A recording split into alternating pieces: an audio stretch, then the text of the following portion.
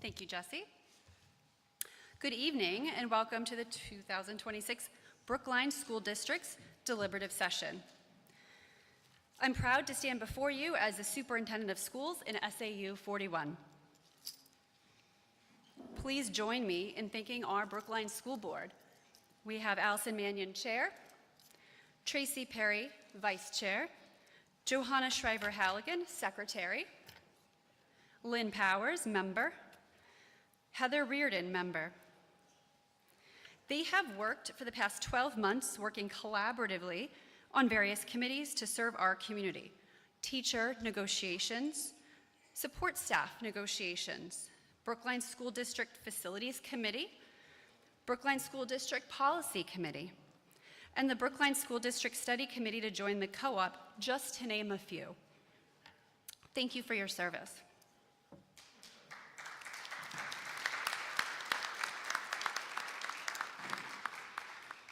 Next, please welcome members of the SAU administrative team. We have Dr. Dorothy Flaherty, Assistant Superintendent of Curriculum, Instruction, and Assessment. We have Lauren DeGennaro, Assistant Superintendent of Student Services. Lance Flamino, Business Administrator. Donna Smith, Assistant Business Administrator. We also have members of the School District Administration team. Dan Molinari, Principal of RMMS.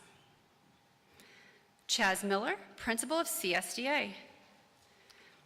Meg Peterson, Curriculum Administrator. Jen Dolliff, Special Education Administrator.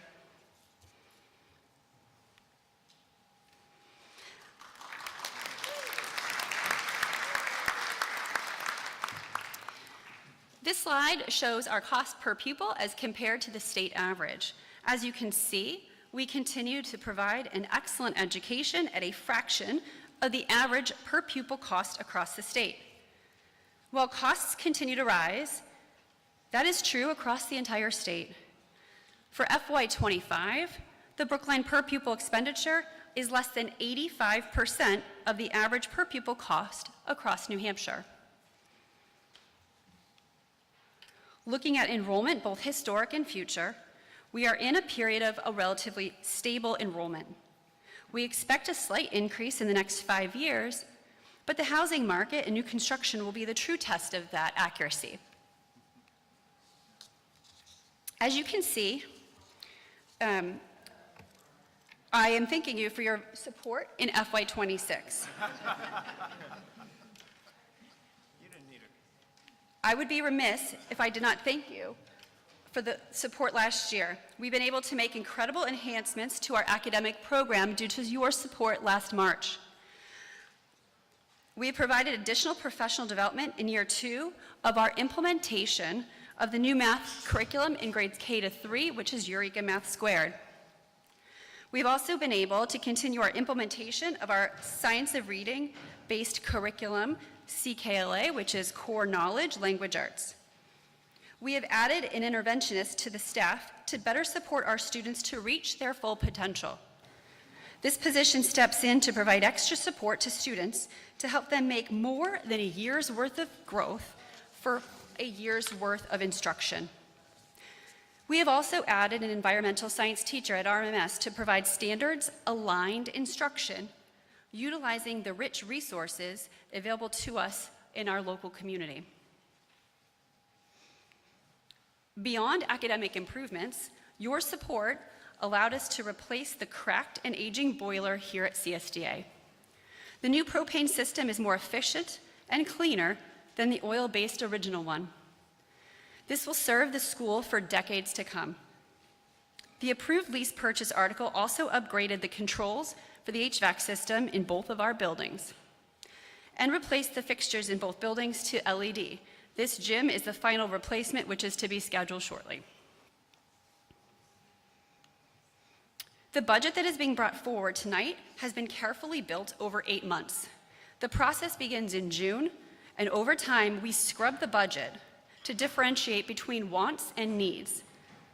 The budget sees moderate increases as necessary to continue operations. The warrant articles proposed by the Brookline School Board in the FY27 warrant prioritize academics in the form of instruction. RMS and CSDA are merely buildings. Our faculty and staff work their magic to make them school communities. 2 financial articles are for the professional staff and support staff contract, to which without them we could do nothing. At this point, I'd like to go over quickly the warrant. So we have elections of officers, we have the SAU budget, we have our support staff contract, and then we have our professional staff contract. Article 5 is our operating budget. Article 6 is open enrollment. Article 7 is a petition warrant article increasing a school board to 7 members. Article 8 is a petition warrant article rescinding SB2. Article 9 is a petition warrant article requiring the return of unassigned fund balance. Article 10 is a budget cap. 11 is a tax cap. This is just a quick overview of FY26 compared to FY27 warrant. As you can see, we're prioritizing instruction, not requesting financial support for the maintenance trust at this time.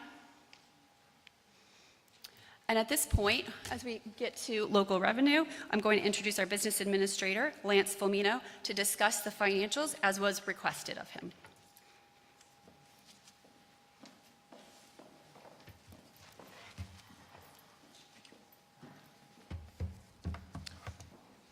Good evening, everybody.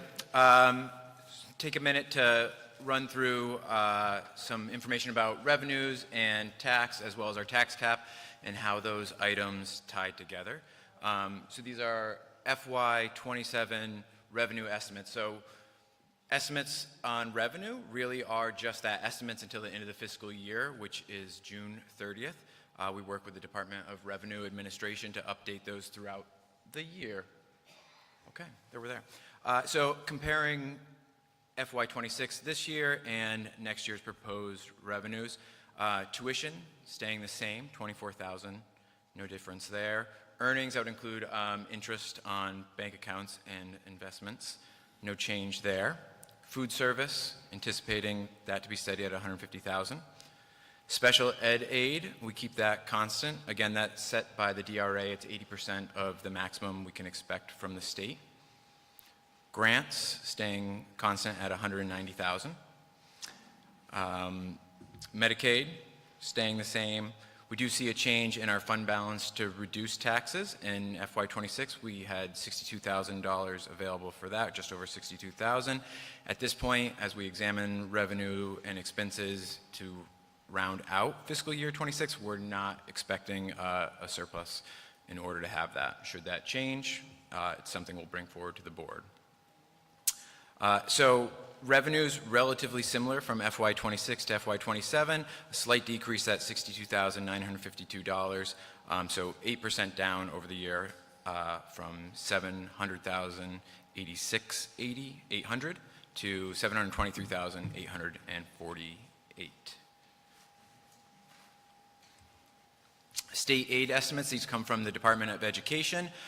Fiscal year 27, the initial estimates came out late November. We're seeing an increase in adequacy aid of $455,699, so a 21% increase there, and a slight decrease in the retained tax swept, going down by $24,029, so a decrease in 3.6% there, but overall expecting state aid to go up by approximately 15.2%. Some information about the Brookline School District tax rate. So if we're looking at next year, 2026, that's our fiscal year 27. We have to make some assumptions there when predicting the tax rate. We start with our operating budget and then our full value of warrant articles. That would be total appropriations, and I'll talk a little bit more about that on the next slide. From there, we subtract local revenue, we subtract state aid, and subtract that retained state tax, and that gives us the total tax effort. That's the amount of taxes that will be raised through taxation. Estimate there is $8.95 for the Brookline School District local tax rate. It's an increase of 2.3%. And 55 cents for the state tax rate, 4.4%. Combined, $9.50 and a 1.9% increase. All those things come together to calculate the tax rate. So educational tax rates are set by the Department of Revenue, and they use tax effort, so the amount of local taxes needing to be raised, and assessment valuations. The local education tax effort is total appropriations, so it's going to be the operating budget and any warrant articles with a monetary value. And then we subtract revenue, state aid, and locally retained tax, as I mentioned in the last slide. The local education tax rate is figured out by taking that full tax effort, dividing it by the assessment valuation, including utilities, and multiplying by 1,000. The state tax rate is relatively similar. It's the state education tax divided by the valuation without utilities times 1,000. And all these tie into the tax cap that we are tied to as the Brookline School District. So it's kind of a highlight here of how we calculate that so we can stay compliant within the tax cap. The top of this slide shows what we kind of just went over, the operating budget, the warrant articles, the teacher contract, the support staff contract, the SAU budget for the total of all warrants. So for FY27, that would be $14,606,606,056. From there, we need to back out predicted revenues to figure out what the tax effort would be. So we pull those out, that 723,000 and change, and it leaves us with 10,616,098. So that's what we would anticipate the tax effort to be next year. Per RSA 32.5B1, we cannot raise that by more than 8%.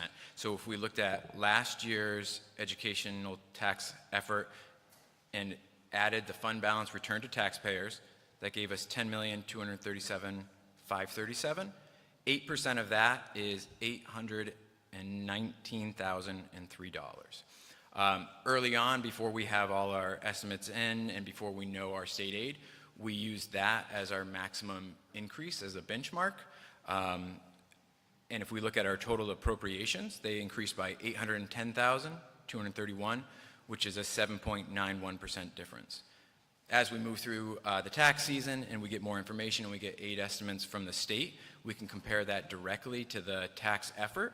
And if we look at that, it was a $378,561 increase, or 3.7%. Okay, thank you.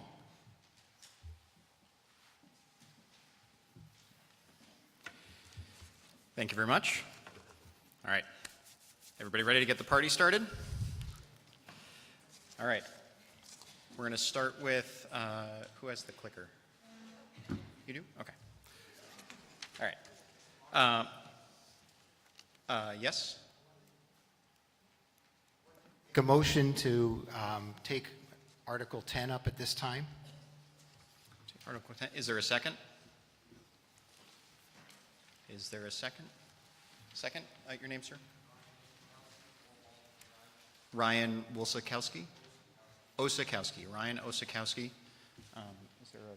I don't... You do have a clerk who's taking care. There's clerk? No clerk. No clerk? Oh. All right. Sorry. Oh, this is why we have an assistant moderator. Okay. Motion to take them out of order, to take up Article 10. Is there discussion on this? It is debatable. Is there any discussion on the motion to take up Article 10? Seeing none, let's put it to a vote. All those in favor of taking up Article 10 now, please raise your voting cards. All those opposed? That is in the negative. Thank you very much. Motion defeated. So, starting with, just get it out of the way, Article 1, which is the election of officers. Is there any discussion on this? This is what's going on the ballot. Seeing none, we'll move on to Article 2, the SEU budget portion, which reads, shall the voters of the Brookline School District raise and appropriate the sum of $502,336 as the Brookline School District's portion of the school administrative unit budget of $2,560,328 for the forthcoming fiscal year. This year's adjusted budget of $2,540,642 with $498,474 assigned to the school budget of the school district will be adopted if the article does not receive a majority vote of all the school district voters voting in the school administrative unit. Estimated tax impact 42 cents per $1,000. The school board recommends the appropriation 500. The finance committee does not recommend this appropriation 210. This article is statutory and may not be amended. Would somebody from the school board like to introduce the article? Thank you very much.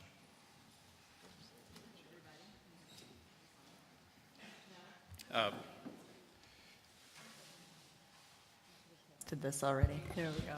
There you go. Hi, everybody. I'm Lynn Powers. I'm with the Brookline School Board. Is there another slide? Yeah, okay. I'm presenting the SAU budget. The fiscal year 26 budget was $2,447,505, an increase to $2,564,328 with a change of $116,823. From the previous slide of the 26-27 budget, Brookline's portion of that last year was $493,606. And this year is $502,336, which you can't see up there, but that's a change of $8,730. It's a 1.8% change on Brookline School District's portion. The biggest budget drivers here are salaries, which are budgeted at 3.5% per CPI. Benefits is $44,550. Health insurance rate increase this year was 15.1%, which is a very large increase and largely out of our control. And dental insurance rate increase was 4.4%. Operations and maintenance, $3,840 for inspections, liability insurance, and utilities, and then some smaller items, a $740 decrease in contracted services and an increase in equipment and software. It's a relatively flat budget. That's it. Thank you very much. Is there any discussion on Article 2? Yes? Jen Morrissey? Into the microphone, please. You can adjust it. Jen Morrissey, Address? Laurel Crest. Thank you. Why does the Finance Committee say no thank you and the school committee or the school board recommend? I want to know why it's a different point of view. Finance Committee? Yeah, so, what was it, 2-1 against for that right here? Yeah. Yes. I want to remember the other member who voted against, not here, but I have to speak for myself, that, being aware of the interest in the high tax jump recently, my intention here was to signal that if you're gonna take some money out of the budget, I would prefer it be out of this budget than out of the, the school district, the local budget. And does that answer your question? Is there a follow-up? It looks like there is. Well, I don't understand. I guess, can you go into a tiny bit more detail? Can I go into more detail? A little bit. I just didn't quite understand. Yeah. Well, around us, there's interest in not paying as much taxes, and my recommendation here against this was that if there's going to be an interest in voting against some of these warrant articles, or modifying them or amending them or whatever, that this one I would prefer to have the number go down versus the number of the Article 3, the next budget. So The you're, administrative office, they're not close to my heart. The teachers, it's a little bit harder to say. so you're trying to prioritize where, if we had to make some cuts, where you would say this is where we go. Right. Okay, cool. Thank you. Thank you very much. Jen, did you want to hear from us on why we voted for it? Oh, I'm so sorry. No, that's okay. I just want to make sure. I just want to make sure your question gets answered. So the reason that we're supporting it is, it reflects like there's increased regulatory demands, there's increased operational demands. The amount of work that our SAU has to do is not necessarily based on like the students in the building, unfortunately, with increasing state laws, RSAs, federal laws. Like the amount of work that they have to do in order to make sure that we're staying in compliance is like either increasing or not reducing. So that's one of the reasons that we're definitely supporting this, is in order to make sure that our district stays in compliance and avoids trouble in other places. Staff workload has increased, in terms of things of like fulfilling all the right to know requests, fulfilling all of the budget information, fulfilling all of the like policy stuff, keeping up with what's coming down from Concord, just making sure again that we're staying in compliance. And that, in terms of just administration, it protects our teachers and staff here to focus on teaching and serving our students. The SAU as an administrative unit allows them to kind of take on a lot of those responsibilities, which frees up our staff and teachers here to do the work of teaching and student support. So that's in large part why we're supporting it. So just as a, when you're talking about like the compliance stuff, is that like why we keep getting all the permission slip things in Parent Square? So yes and no. Yes, that's also to like, just because we want your permission to like take your Okay, child off yep. the school premises. But just more in terms of like, there's been, every time Concord comes into session, Yep. there's a number of bills that can get passed and RSAs that get passed that once are passed and signed, come down to the districts that we then have to implement. So each of the administrators at the SAU kind of has a role in that. So like our assistant superintendent of student services does a lot of the RSA compliance for special education. Our curriculum and instruction assistant superintendent will go through, and she actually just did a wonderful presentation for us a few months ago on the new regulations, I think it was, for like graduation and all that. So that work kind of comes down to us as a district. The SAU covers that so that our teachers, principals, building administrators don't have to. Does that make sense? Yeah, and thank you for, yes, and thank you for calling me back so that we all No, can you're hear welcome. I that. just wanted to make sure we answered it for Appreciate you. Greg Darbone, 65 Cleveland Hill Road. Similar question. If we vote against this, what are the implications? What doesn't get done? That's, if we vote against this, what happens? I know we go back to last year's budget, but I mean, what doesn't get done if we vote against this? Member of the board. Our wonderful superintendent will let you know. So we don't actually go to last year's, we go to, Yeah.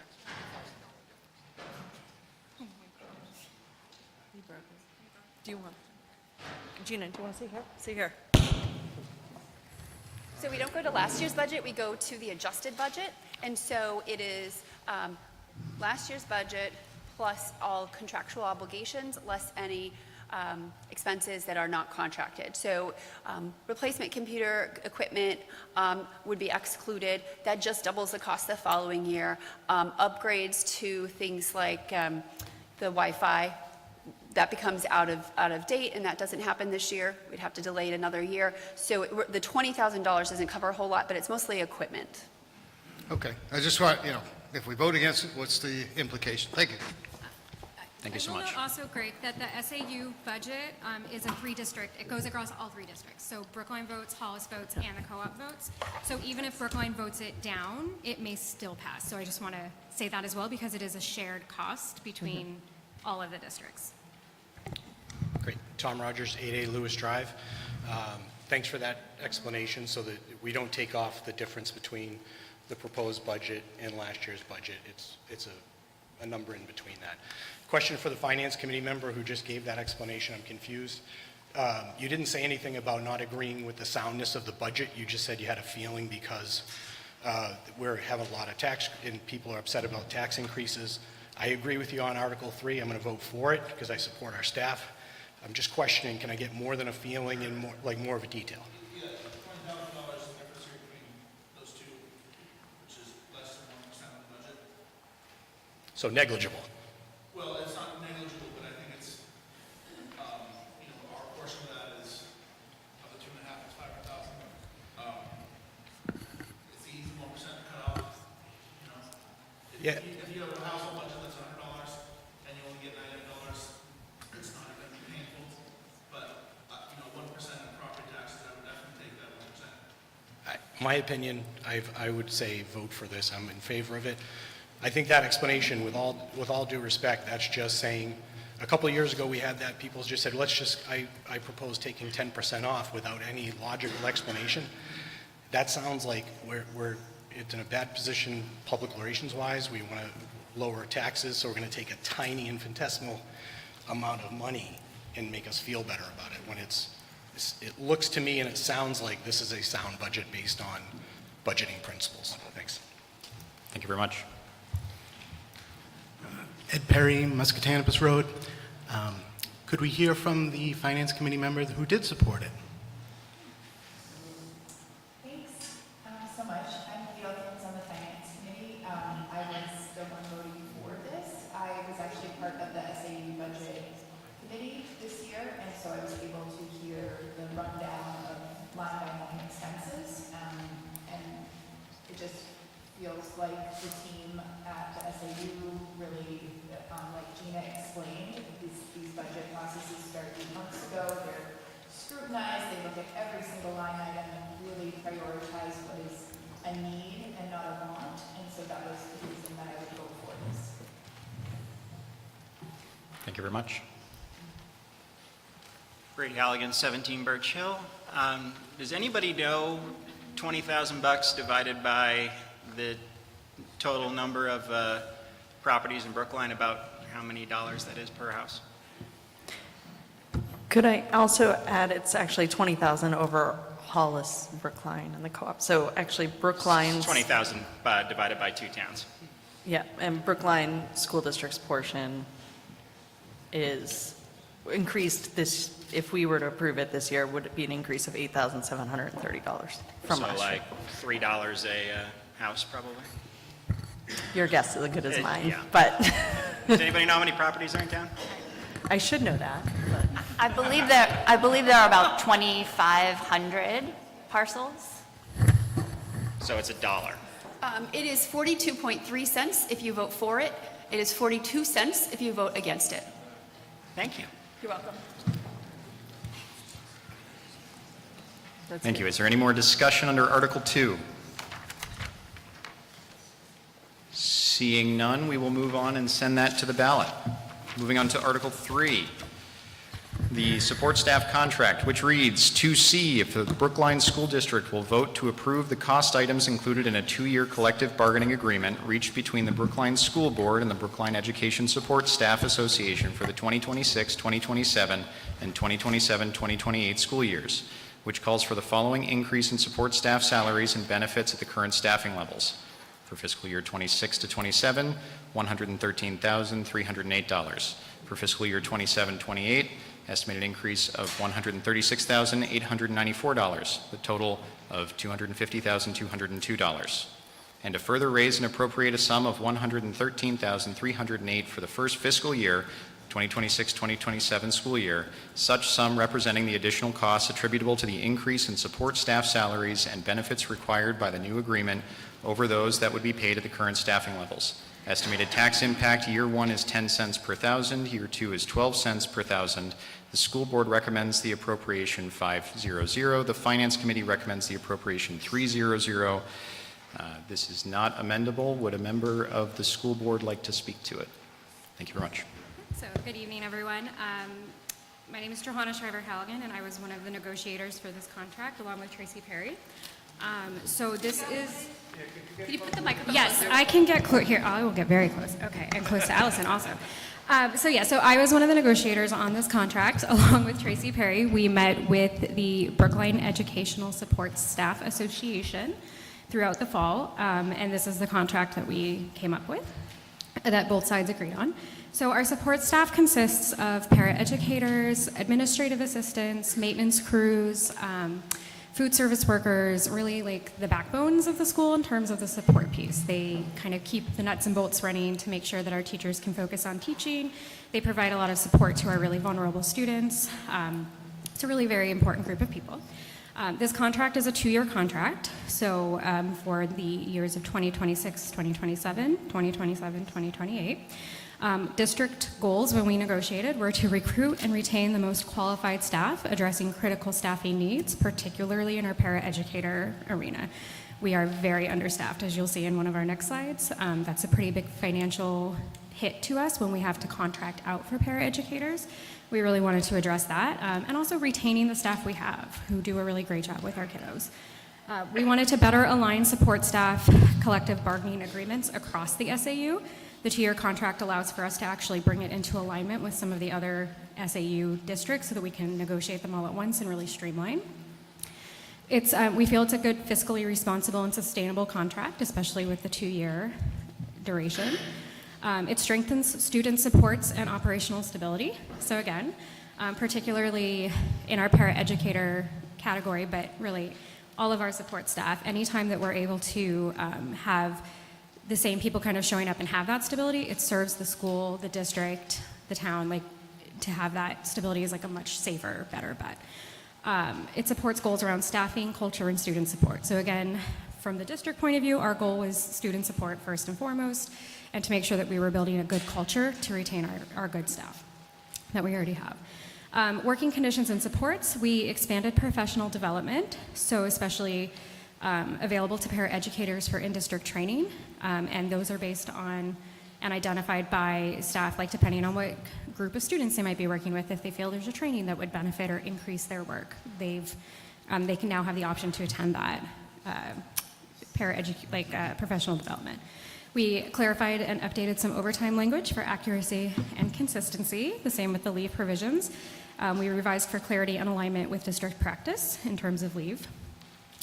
When we look at the tables, so for year 1, employee compensation table is a 3.75% salary raise plus the step. So I learned this year, which is very exciting. Everyone's on a step, and so we go from year to year, you go up a step, so you get a salary adjustment with that, and then it would include a 3.75% on top of the step. For year 2, it's 3.5 plus a step. Full-time employees in terms of healthcare benefits, which was a big district priority for us in negotiating this contract, is to offer benefits to our support staff workers. For the year 1, full-time employees currently have 100% coverage. That would continue for year 1.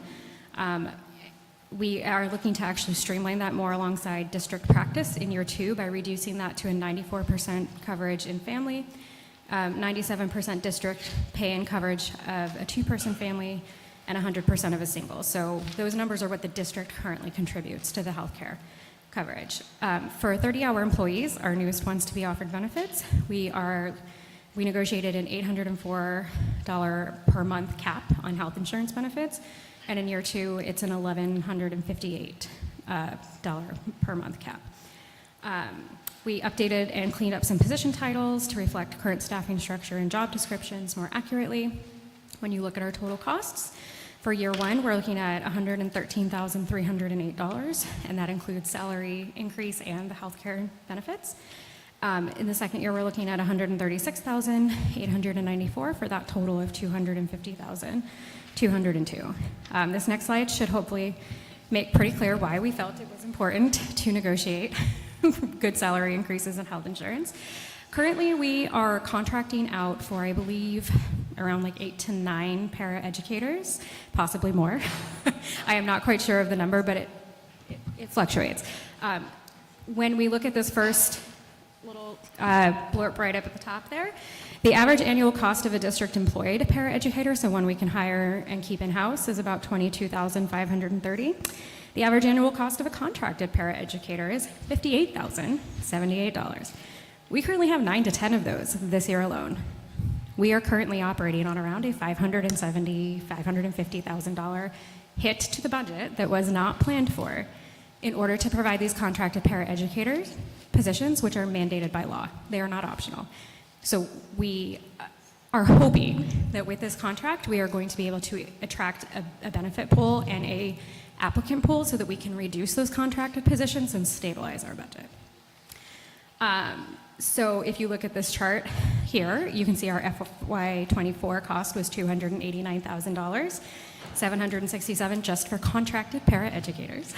FY25 costs, $360,000, $351 for contracted. FY26, so this year encumbered, $574,460. The number is not getting smaller. In fact, it is getting much bigger.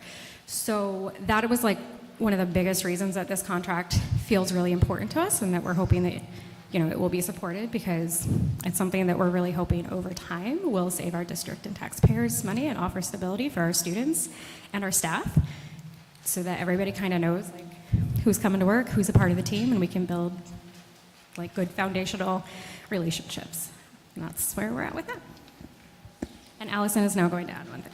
I'd like to add just one thing to speak to the changes in offering health benefits to our paraeducators. There's data to support that this works, and I'm going to call out Hollis. Just this year, they started offering health benefits to their paraeducators. The year prior, they had 16 contracted paras. That's a huge cost when you look at this number. They have one this year, and that's because they were able to attract and recruit people and staff due to the health benefits alone. So that's why we made the decision to really push for that this year, because that encumbered cost, that's to date. That it's going to keep going up for the rest of the year. So we really want to try to work to find a solution that controls this number, and seeing that that worked by offering benefits within our own SAU is why we are taking the approach for that. Thank you very much. Discussion. Ryan Osenkowski, 4 Baldwin Drive. Quick question for the board. The 22,530 salary, how close would a 3.5% increase get to the state average for a district employed paraeducator? Gina, you want to? Yeah, so although the state can share average teacher salary, paraeducator salaries, it's not typically shared that way, because there's so many factors relative to the collective bargaining agreements around paraeducators, and it's hourly versus salary. And so the length of the day, the length of the school year, the number of days, all these factors sort of skew the data. So that data is not really available.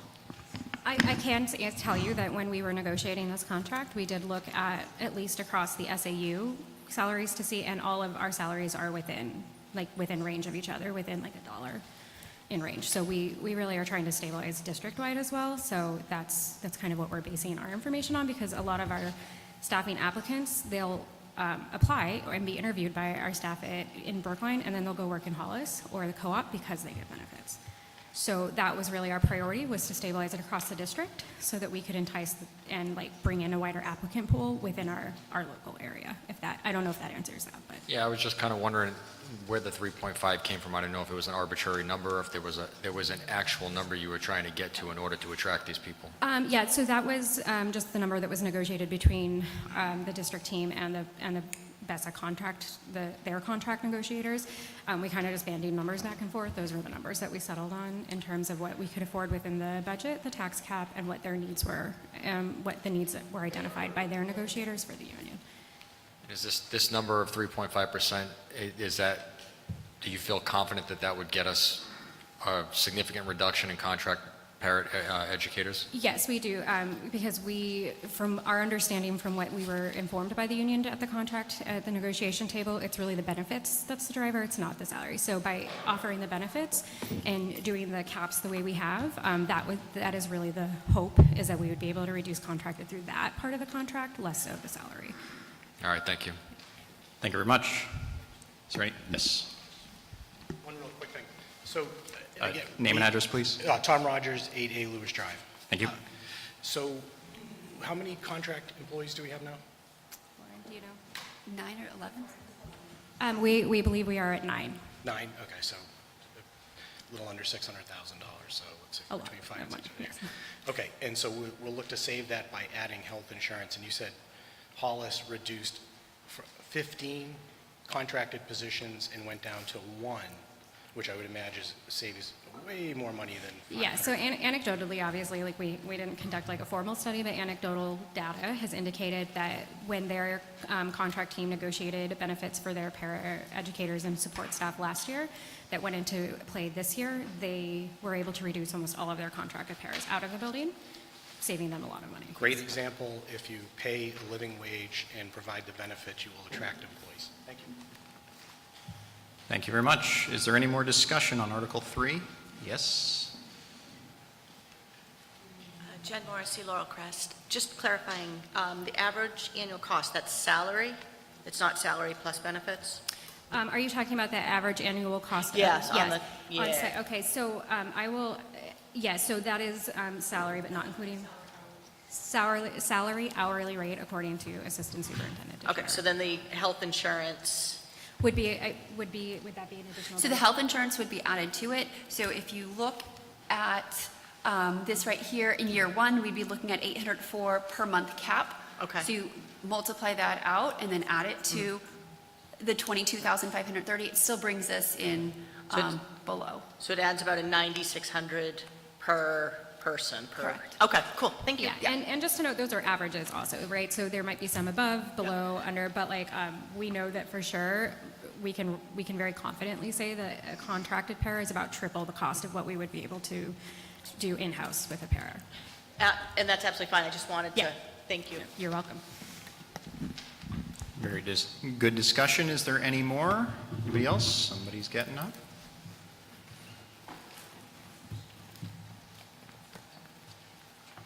Hi, Matthew Filipski, 2 Tremblay Way. I have a question. So with the contract, how do the benefits compare to other contracts in the surrounding districts? Was it mentioned that that was used as the main driver for like retaining people versus the salary? Yeah, so from what I understand, this is only my second year on the board, so certainly I will ask anyone to jump in if they have better information. The co-op has a longer day, so their support staff has had access to benefits longer than both Brookline and Hollis because they have a longer educational day. Because our support staff is generally, I think Lauren capped at 30 hours, right? They were not eligible for benefits. So last year when the Hollis School District, so their elementary schools, negotiated in benefits, they noticed this large reduction. They were also having some pretty significant staffing problems. And in feedback, anecdotal feedback from applicants, when we're saying, they'll call back and say, well, we don't want to accept this job, and we're going, okay, can you tell us why benefits was the #1 reason, more than really anything else, Lauren? And we also used the Hollis structure here in Brookline in order to bring continuity between the two. So yeah, so it's based off, and it's the same insurance cap, same, the salary raises might be slightly different, I think, depending on, yeah, we're talking about with the insurance. So yes, we did use Hollis. The co-op is kind of a different. Yeah, I was just going to say the $804 per month cap is exactly what the Hollis School District is utilizing in year one of their support staff contract this year. That is what brought them from 15, 16 contracted paras down to 1. Okay. And sorry. No, please ask. So am I understanding that basically we offered benefits to more people that way? Yes, we expanded benefits eligibility to our 30-hour employees who originally were not eligible, only our full-time staff were. Okay, that makes sense. Oh, and also in terms of like the cost sharing amount, is that comparable to Hollis? Like the 100% coverage and like how we're like year 2, year 1? Yeah, Jane L. No, and so that is why we were looking to negotiate down from 100% to make it a little bit more sustainable financially for the district. Because nobody other than this contract right here experienced 100% benefit coverage. So that was a goal, to provide access to more individuals and make it a little bit more even across the board to all of our employees in terms of cost sharing methods. Okay, thank you. And again, that was designed to, again, bring us, the SAU districts, to bring us into alignment with each other. So that's the goal as well, is that as we're reducing, it's going to be across the board. It's not, we're not hoping to have that happen in just one contract, like, we're looking to kind of have a district standard in contracts, so that's kind of also the thought process behind the coverage reduction and things like that. Okay, thank you. Yep, you're welcome, thank you. Gina, one more question on the name and insurance. address, please. We need your name and address. Brady Halligan, 17 Birch Hill. Thank you. Sorry, honey. So the 100% coverage in year one, that is an existing benefit for employees that are already full-time in Brookline, correct? Correct. So year one, the employee compensation, that's new. The full-time employees at 100%, that remains untouched in year one. The new item is the 30-hour employees get the $804 per month cap. In year two, that's when our current full-time employees would bear a little bit more of the burden of healthcare costs. So the contract is the union giving up a little bit in year two in order to make things A little bit more equitable amongst all a their little more folks. equitable and also reduce the tax burden. And the 804 is a new benefit being offered to the part-time staff to reduce the contract hours. Exactly. Thank you. Yeah. Yes, compromise was good on both sides. Like, both sides came to the table really interested in achieving the best outcome for everybody. So I really want to commend the Brookline Educational Support Staff Association for the willingness to come to the table and work with us in order for us to provide this contract. But yes, we did ask everybody to kind of contribute to the cost sharing, and this was one way to do that, was to slowly increase insurance caps for new benefits while decreasing full-time existing caps. Thank you very much. Is there any more discussion on Article 3? Hearing and seeing none, without any objection, we will go on to Article 4. Article 4, now bear with me, this one has a lot of numbers in it too. 2C, if the Brookline School District will vote to approve the cost items included in a 3-year collective bargaining agreement reached between the Brookline School Board and the Brookline Teachers Association for the 2026-27, 27-28, and 28-29 school years, which calls for the following increase in professional staff salaries and benefits at the current staffing levels. 26-27, estimated increase of $501,347. 27-28, $329,127. 28-29, $342,889 for a total of $1,173,372.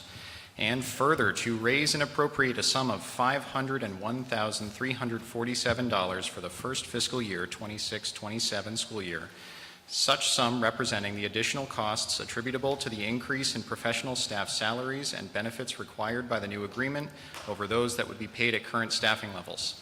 Estimated tax impact, year 1 is 42 cents per thousand, year 2 is 28 cents per thousand, year 3 29 cents per thousand. The school board recommends this appropriation 500. The Finance Committee recommends this appropriation 210. This is also statutory and may not be amended. Would a member of the school board like to introduce the article? Yes, I will take that. The floor is yours. Thank you. So I would like to start off just by saying that the goal of these negotiations was to invest in our teachers while giving Brookline the ability to recruit and retain high-quality educators. So speaking of retention, over the past 5 years, we've lost a number of professional staff.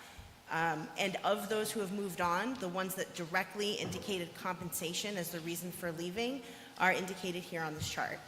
While a 9% turnover in the past 5 years might not seem like a large number in a district as small as ours, that number is actually quite high and impacts our schools. Therefore, this contract is a means to try to really retain our workforce. To be able to recruit, which is another goal of this contract, most workers will consider compensation when making a decision on a place to work. And a side note of that is that people who are thinking about leaving, compensation can oftentimes be a driver of that decision. In Brookline, we're truly falling short of that. So this chart shows you how Brookline teachers' average salary compares to the average teacher salary in New Hampshire. It also further shows how our teachers compare to districts in a 15-mile radius. So on the chart behind me, the red line that goes straight across the chart is the average teacher salary for the state of New Hampshire, which is $69,531. The first bar that's in gray is the average Brookline teacher salary, which is $66,809. It's clearly below the state average. When we look at the next 2 bars on the chart, they show Nashua and Milford, who are more in line with the rest of the state, yet above Brookline, coming in at $69,672 and $70,123 on average. Continuing on down the chart, Bedford has an average salary of $73,170. Hollis has an average salary of $76,052. Amherst is at $78,362, and the Hollis Brookline Co-op is at $80,775. There are several reasons why our Brookline teachers here are falling behind in salary as compared to the other districts. The first reason is that our salary grid stops at step 14. Most other salary grids take the teachers out to step 20. In addition, there was a period of time when Brookline teachers were working without a contract. They never had a chance to have their salaries catch up from that.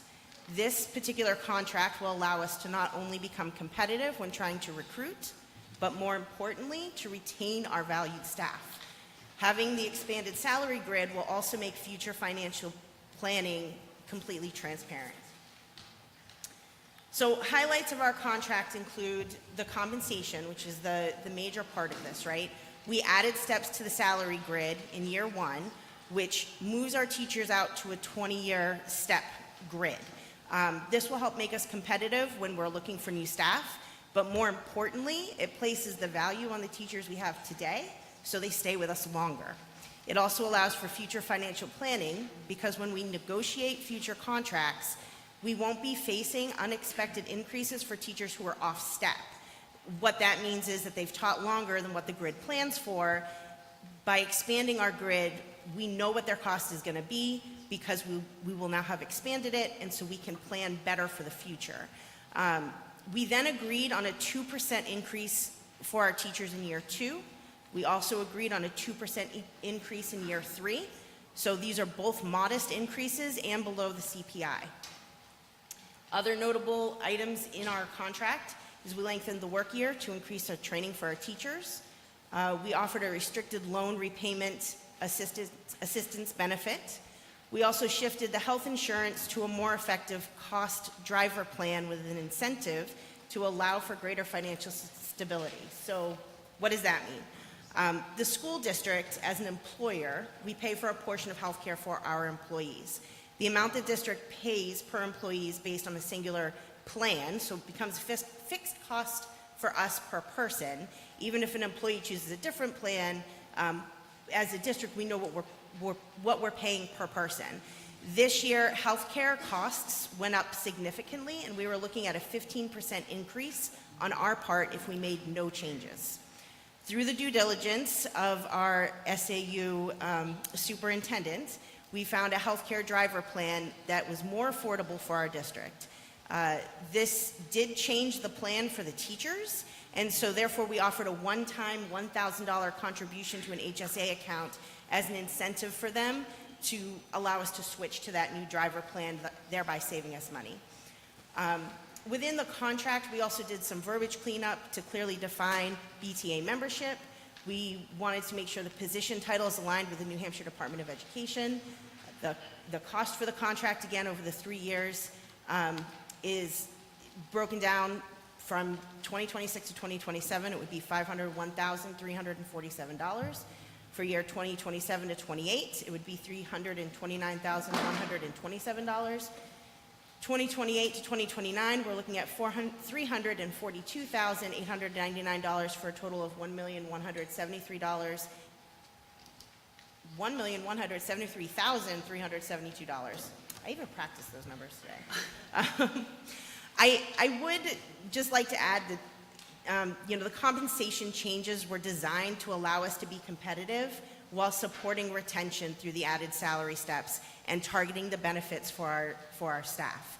The 3-year cost of this agreement reflects a very deliberate investment in our staff, the stability of that staff, the instructional quality, and the responsible long-term financial planning that we as a board are looking to do.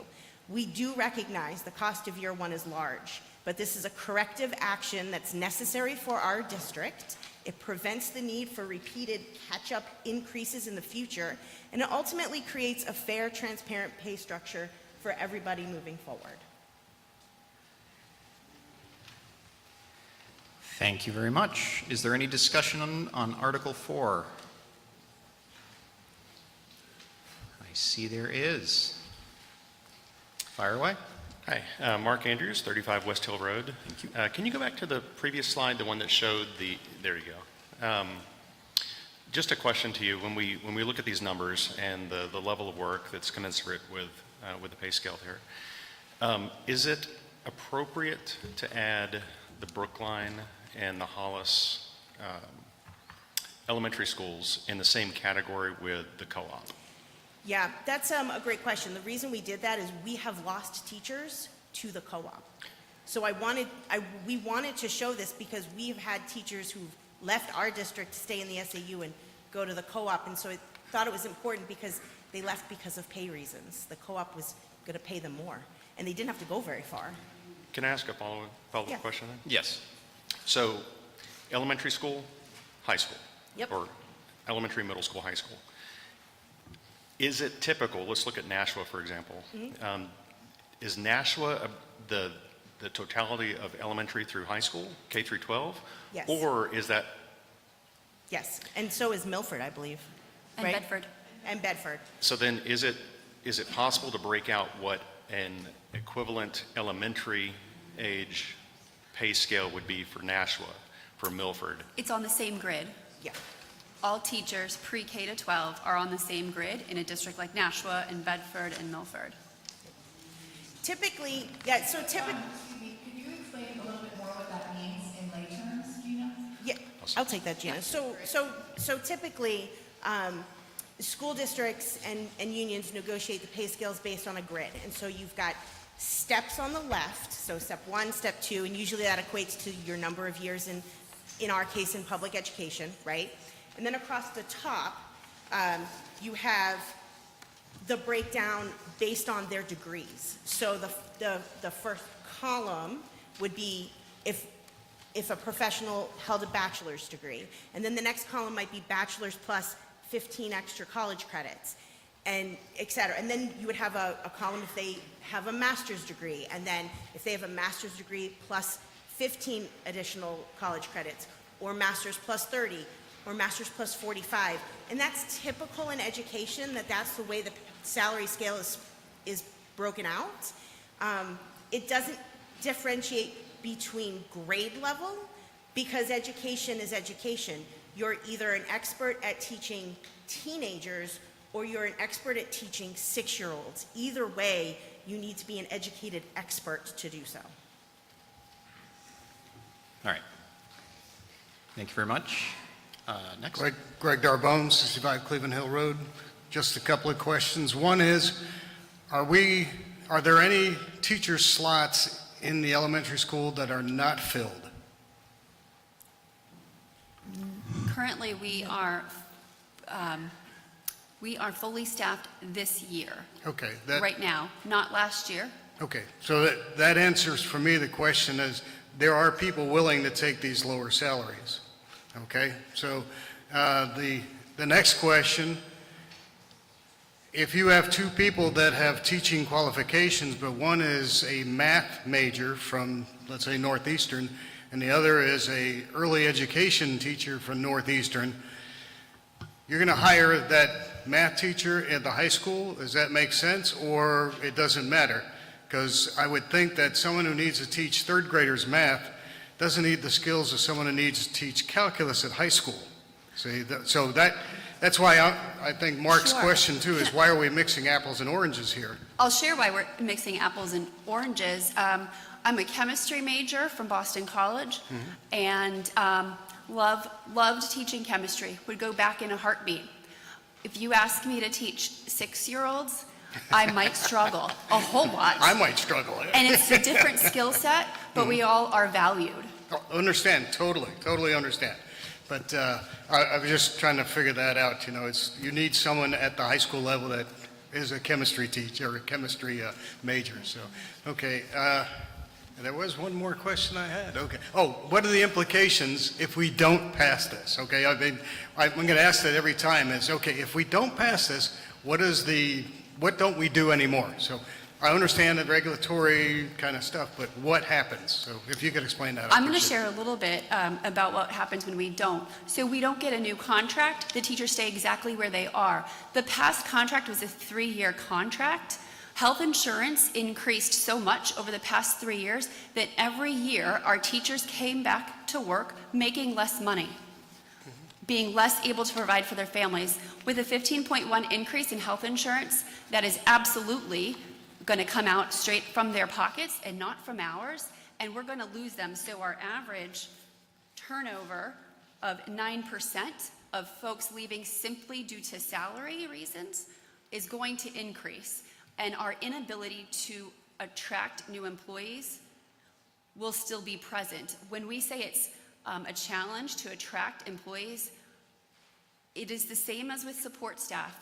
We post a position, we don't have a large candidate pool, we look to our sister district in Hollis and ask them for names that we can call to beg them to come in and interview here.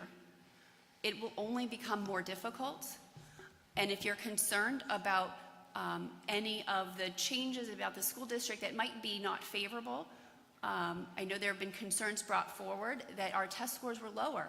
That will continue to become a problem, and folks will not move to this community because of high quality schools, because we cannot keep pace without our high quality instructors dedicating themselves for their career in our schools.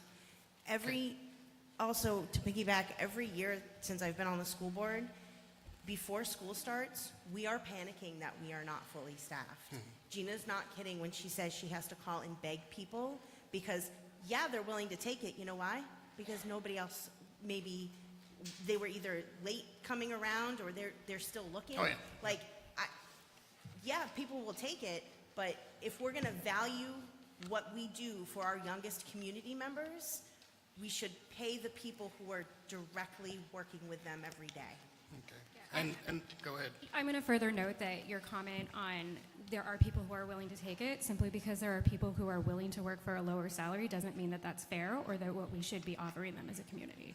So I do want to say that. Our teachers deserve to have a fair wage, irregardless of whether they're willing to show up every day to work with our kids for less. Okay, I only counter it because in the civilian market, in the non-government market, we have the same challenges. Medical costs have gone up for them too. So they may get a raise one way, but their medical costs. So it is not just educators who have the problems. We all have this problem. So, you know, I don't want to be emotional about it, but we gotta consider that. Thank you very much. Next. Eric Power, Westview Road. I wanted to mention that in the summer, I think it was a press release in July, former Commissioner Frank Edelblut published that we had a record number of licensed teachers in New Hampshire, record high. And we all know that the number of students that we have is declining and going down. So there clearly is a pool of teachers out there to hire. And I'm concerned about the size of this contract. I looked at it, I asked the SAU, and they put up the CBA after I asked for it. I looked at it and I saw that I looked at the pay tables and I looked at what the pay table is for this year, FY26, and I looked at it projecting out for 3 years and how much the teachers would be getting in raises, not counting benefits. We'll talk about that in a second. But, you know, the average teacher in this new contract is going to get more than a 20% raise. It ranges from about 15% for the lowest teacher getting a raise up to over 27% over 3 years. And I understand you're trying to make a correction, but people in Brookline are getting taxed out of their homes. The property taxes, it's a #1 issue. People are shocked by how much the taxes go up, and this is one of the main drivers along with the co-op. So is it really the right time to go for these large increases of 15 up to 27% over 3 years? That's a lot of money. So I would say, you know, I'm probably going to vote no on this because I think that it's a good try, and I think teachers deserve more, but I think it's a little bit too much for the taxpayers. You're talking about increasing our operating budget just by the teacher's salary by $1.2 million over 3 years. That's quite a bit of money. I'd also like to mention, when I read the fine print, I see a new benefit that I didn't see described here. It's a $20,000 a year loan repayment for teachers. Unless I missed it, I don't think that was in the contract before, so that's a new benefit that they're getting. And I also saw, I think it was mentioned, $1,000 HRA, that's new, that I think that might be for only 1 year, but I'm not sure. And, you know, most people don't get 100% of their medical paid, 90% for 2 people or 80% for a family. That's a very generous benefit. And so all those things together, I think that it's a good try, but I think it's a little bit too rich for Brookline at this time. It's just too much money. I think it's too much for us to bear as far as tax effort. And I hope that people vote no on March 10th. Thank you very much. I'd like to clarify one item that you mentioned, the $20,000 for reimbursement. So that is a total option of $20,000. No one individual can receive more than $1,000 in reimbursement, and this is limited to teachers in the first 5 steps of the contract. So that's an intentional move to attract new service teachers and to assist with college loan debt.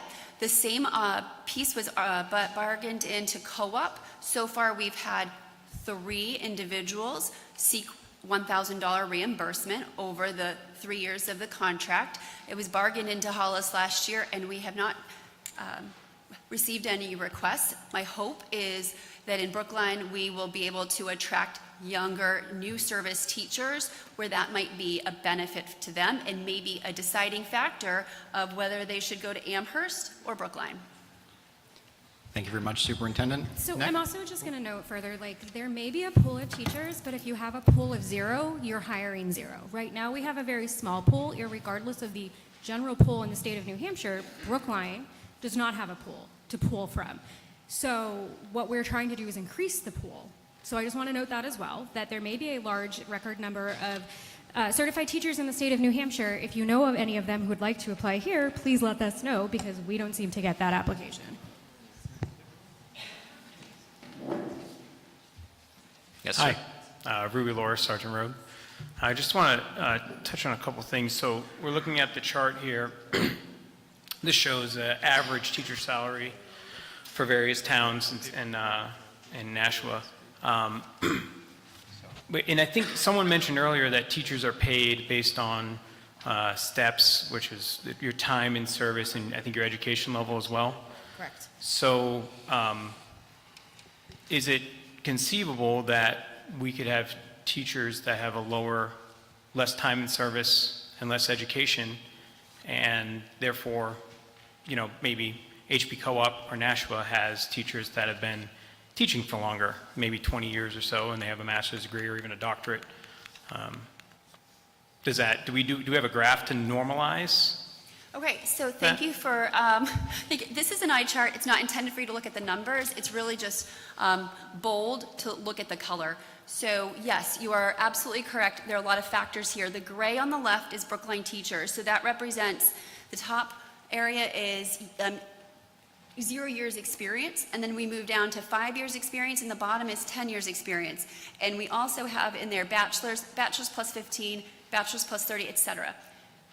And this is total compensation package, because if you're paid $100,000, but you have to pay $50,000 for health insurance, you're not really taking home that much. So this takes into consideration total compensation package. What are teachers going home with?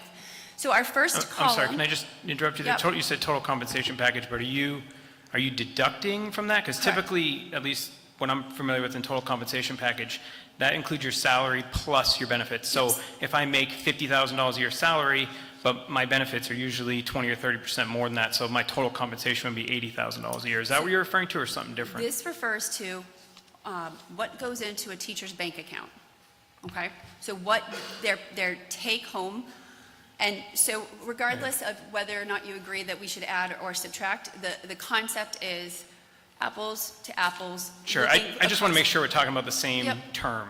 So in education, total compensation is typically referred to as your salary less how much you have to contribute for benefits. Okay, it's a so little bit the tweaked. total amount of money and services that the teachers receive would be greater than what's on this board here. Because for like the average person, we're spending about $10,000 a year on healthcare through our employer. before our employer compensates us. So or after our employer so we're getting a certain amount. Let's say we make $50,000, our employer pays $20,000 towards our health insurance, and we put on another $10,000 a year on our health insurance.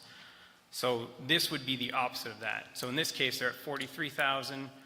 In the private sector, we'd be looking at them making, let's say it's plus 30, it'd be Potentially, $73,000 a BA. But every single. district has a different function, whether it's a cap, a percentage, et cetera. So this is trying to compare apples to apples. The goal of this chart is within a 15-mile radius, compared to Brookline, if it's red, that means I would make 3% more as a teacher if I moved to Amherst, Bedford, Hollis, Co-op, or Milford. If it's in the white area, that means it's within 3%. So I might make 3% more in another district. It might be the same, but it's within 3%. And green is when Brookline teachers are better off staying in Brookline. So there is no green. And so while this is an eye chart and not as clear as the other chart, this tells a different story that we're trying to fix. Yeah, I think this is a good slide. I just want to make sure we understand, because is it conceivable that the areas in red, that those teachers in those grades and steps could be making, could have benefits elsewhere? Or that Brookline could have more benefits for healthcare or something like that? No, this takes that into consideration. Okay. The other question I had is, just looking at like a 5-year span, I don't have the numbers in front of me, but I think if I look back, I remember right around 2020 or 2021, Brookline School District crested about $10 million total budget. I don't know if someone can confirm or deny that, but I also think that we crested somewhere shortly after that, we crested our maximum enrollment around the middle 500s. What I'm trying to understand is, I think we're looking at about 13 million something today for a total budget. That's a 30% increase over 5 years, but yet it seems like our teachers' salaries haven't kept up to pace with the budget increase, or haven't kept up pace with the other towns. So my question is, where is that money going? How are we increasing 30% over 5 years, I think, roughly? Feel free to correct me if I'm wrong. But then the teachers aren't getting compensated. I would think that would be the priority. Absolutely, it's a priority. We brought forward a contract that we thought was solid the past 3 years, and like I said, the health insurance increases with the cap system made it so that it was no longer competitive in year 1 of the contract. And so we negotiated with a different approach this time. Over the past 3 years, we've seen an increase in regulations. We've seen an increase in required costs that have been pushed into district. In our previous warrant article, we discussed the fact that we're contracting an exorbitant number of para-educators, which is pulling from all of the other line items because we didn't budget for 3 times the cost of hiring our own employee. So there are quite a few factors. And then there's the typical, right? So the increase in energy costs, the increase in, well, this year, snow removal, I'm sure we're over budget. All of those regular increases, but Brookline School District has not, other than last year, done a whole lot in terms of increasing the infrastructure of the capital improvement projects because we've been limited on what we can do with what we have. Okay, thank you. Thank you very much. Next. Ed Perry, Muscatamus Road. So just a general observation, a couple of quick questions. The kid who rakes my lawn probably would have done my colonoscopy for a little bit less than the doctor who actually did it, but I sure as hell wouldn't have liked to have given him the opportunity to do so. When a thing is important, you want an expert. You don't want the kid who rakes your lawn. I really thought I wouldn't hear anything new tonight, but I would applaud the legislative body for giving me something new. Quick question for anyone on there that knows the answer. What state out of 50 provides the least aid to municipalities and towns for education? New Hampshire. Dead last, right? Yes. Yeah. How much does it cost on average to replace an employee with a new one? It's typically 3 times. 3 times? The salary. 3 of the times the current salary of the current person? So generally more than you would offer them in a raise. Correct. Yeah. And the last one, because I had to applaud the previous speaker who said people got a lot of sticker shock with their tax bill. With that little state aid, I guess it's not all that surprising. Most states are pitching in considerably more.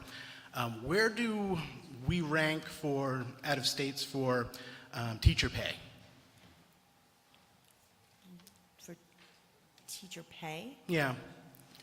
So out of the other 50 states, where do we generally rank? Do we rank in the top 10? Do we rank somewhere in the middle? Or, I don't know, are we generally in the bottom 10 to 5? We are generally in the bottom 10 to 5, but I'm saying that without actually going and verifying that. I'm going to guess by your tone and the fact that you Googled it, that's probably the answer. Mr. Perry, if you could tone down the rhetorical questions. Not in the least, but nice try. Thank you. Next. Tom Rogers, 8A Lewis Drive. Can we just go back? Is it possible to go back to what the percentage increases per year? Someone made a comment earlier about this, a large percentage using the compounded increases, right? Warren Buffett said the greatest thing in the world is compound interest, right? Because it grows on top of each other every year. Everyone in this room, if you've ever got raises, and then you got another raise and another raise, whether it's the next year or a couple of years later, those are compounded. If you look at the difference between year 1 and year 4, it's not going to be, if you got a 1% raise per year, in year 4, it's not going to be a 4% raise, a 1% raise. It's going to be more than that because it's 1% on last year's, 1% on the next year's. So when we say, or like we release on Facebook these charts that say, well, this is huge, this is 15 or 20% over 3 years. I would ask those people, is that how you got paid? What are we talking about, right? That's how every job in America, if you get a raise, that's how your income grows. That's just math. And to say otherwise is saying that, I can't ask a direct question, but I'd love to ask people if in their career, their professional career, did their raises year over year not compound and result in a bigger percentage at the end of that term? Of course it did, right? So we're being a little bit disingenuous there. And the other thing I would say is, I go to a lot of meetings. This is just a statement. This is the first time I've come to a meeting and I felt kind of gross because we're using terms and phrases, and no offense to people, but when we're saying if someone's stupid enough to go for the lowest paying job, that's their fault, not our fault. And I think we should be better than that. Thank you. Thank you. Can I You want to respond? You may. If I may just respond, I know you didn't ask a question, and I also recognize that there's a lot of data and charts floating around out there. I will say that, we as a board and as a SAU, we have tried very hard to be incredibly transparent with the numbers of everything that we've been doing, we put out there. So we do ask if you have questions and you want the direct numbers, please reach out to us. They've been vetted. They are complicated. Sometimes they are a complicated formula that we have experts that are able to put that out. So we would just ask that, so that we're all talking about the same accurate information transparently. We would appreciate it if you're not sure, please reach out. Thank you very much. Thank Next. you. Becky Kellner, 7 Yankee Way. I just want to thank the committee for their work. Coming to the presentation tonight, I actually am proud by the effort that you're putting forth. It's embarrassing when I look at the slide and Brookline is so beyond low. So I appreciate the effort that you've put forth here. That makes me feel proud in my town to be able to support our teachers. The teachers aren't only teachers, they are basically like first responders in the school. They take care of the safety and the wellness of basically our youngest people, and it is essential that they have compensation that's at least on par with our neighboring towns. And the cost of the turnover is so great in many ways, not even financially. So thank you to the committee for putting this together. I appreciate it, and I think it's beautifully written. Thank you. Thank you. Thank you very much. Yes. Brendan Dennehy, 31 Mason Road. I'm in support of this article, and I just want to talk, we look at the low rate for Brookline up there. We've tried this in Brookline before. Back 20, 30 years ago, our police department sort of went with this model that we can get people at this low rate. We don't have to pay them as much. And what Brookline found was we hired those people, we trained those people went to towns that paid more.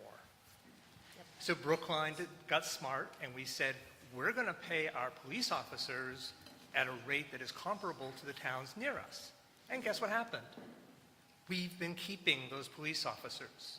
And not only do we not have the cost of having to constantly train new officers, we also get the benefit of having police officers who know our community. That's what I want with the teachers, is not only do we not have to have the cost of retraining new teachers, but I want teachers in our town who know our students. Thank you. Thank you. Thank you very much. Next. Brady Alligat, 17 Birch Hill. Can you go back to the year-by-year tax slide, please? Yeah, that one. Y'all know what I'm going to say, because I say it at this meeting at least once every year. If you torture numbers long enough, they will confess to anything. The numbers are right there. It's $1.1 million over 3 years. And if you vote for it now, it's set in stone for 3 years. Thank you very much. Next. Craig Darbone, 65 Cleveland Hill Road. So I'll be the counter to everything, because a phrase comes to mind, suicide by empathy. I'm not saying we need poor teachers, not at all. But we got to understand that in this country, overall, we don't have a funding problem. We have a spending problem. We're not willing to give up things in order to pay for other things. That's my personal opinion. So I'll just stale that statement, because you all think that I want low-paying teachers. I don't really want that. I want teachers that know their kids, care about their kids, etc. I've been living here for almost 30 years. I know I'm a newbie, according to Peter, I guess, maybe. But my other question is, do teachers still get a retirement pay when they retire? If they meet the qualifications that's identified in the collective bargaining agreement, yes, they do. Okay, 20 years usually, or what? Correct. Okay, I bring that up only because in the military, they also get low salaries compared to civilian type things, but it's compensated by that retirement pay that civilians don't normally get. How many here get a retirement from their civilian job? A few of you do, but not everybody, right? So that's kind of why teachers may be a little lower than their civilian counterparts. That's why my military salary was lower than my civilian counterparts, because I stay in 20 years, I get that retirement check. That's the difference, So we got to understand that. I'm not saying to vote for or against this. I just want to ask those questions so that we understand, where is our money going? Because again, we have a spending problem, not a funding problem. Thank you. No, and Could Greg, I just, Thank you very much. Could I just Yeah, pipe go in ahead. for 1 second? Just respectfully, as a former military officer myself, thank you for your service, first of all. But second of all, I'd like to counter your argument of low pay, where there's an added package of benefits, such as BAH, which pays for housing, health care, which is fully covered, food subsistence, things like that, that are covered in the total package. So while the monthly or biweekly pay may be lower, the full package is obviously much higher.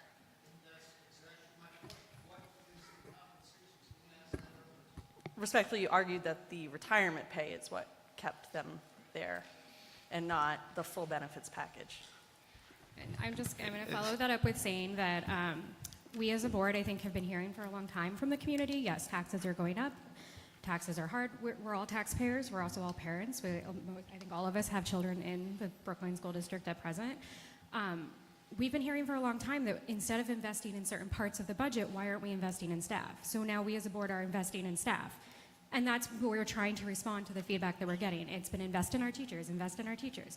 That's what we're aiming to do with this. Almost our entire tax cap has gone to investing in our staff and our teachers, because we see that as a priority. We see them as a priority. And we see the people who invest their hours and days into our children and raising them to be good humans when we can't be there. as a priority. So that's why I really want to appreciate the Brookline Teachers Association for coming to us and being willing to work with us and think outside the box. I want to commend our negotiators, Allison and Heather, for the work that they did, and Gina, and for the work that she did, and that entire negotiating team. I just want you guys to maybe keep in mind that this wasn't easy for any of us. Nobody looked at this final number and was like, that seems like a great idea. But we think our teachers are worth it. We think our staff is worth it. We think that our district is worth it. And so what we're trying to do is invest in our people, invest in our team, invest in our education for our students and our community. So I just want to mention that as well. Thank you very much. Sir? Dean McCollum, 39 Birch Hill. I'm a legal immigrant. I came from New Mexico, and I'm not real clear about, do the Brookline schools grant tenure? Do teachers get tenured out here? In the state of New Hampshire, if you work for 5 years, you might be eligible for what's called continuing contract status, which is like tenure, but not exactly tenure.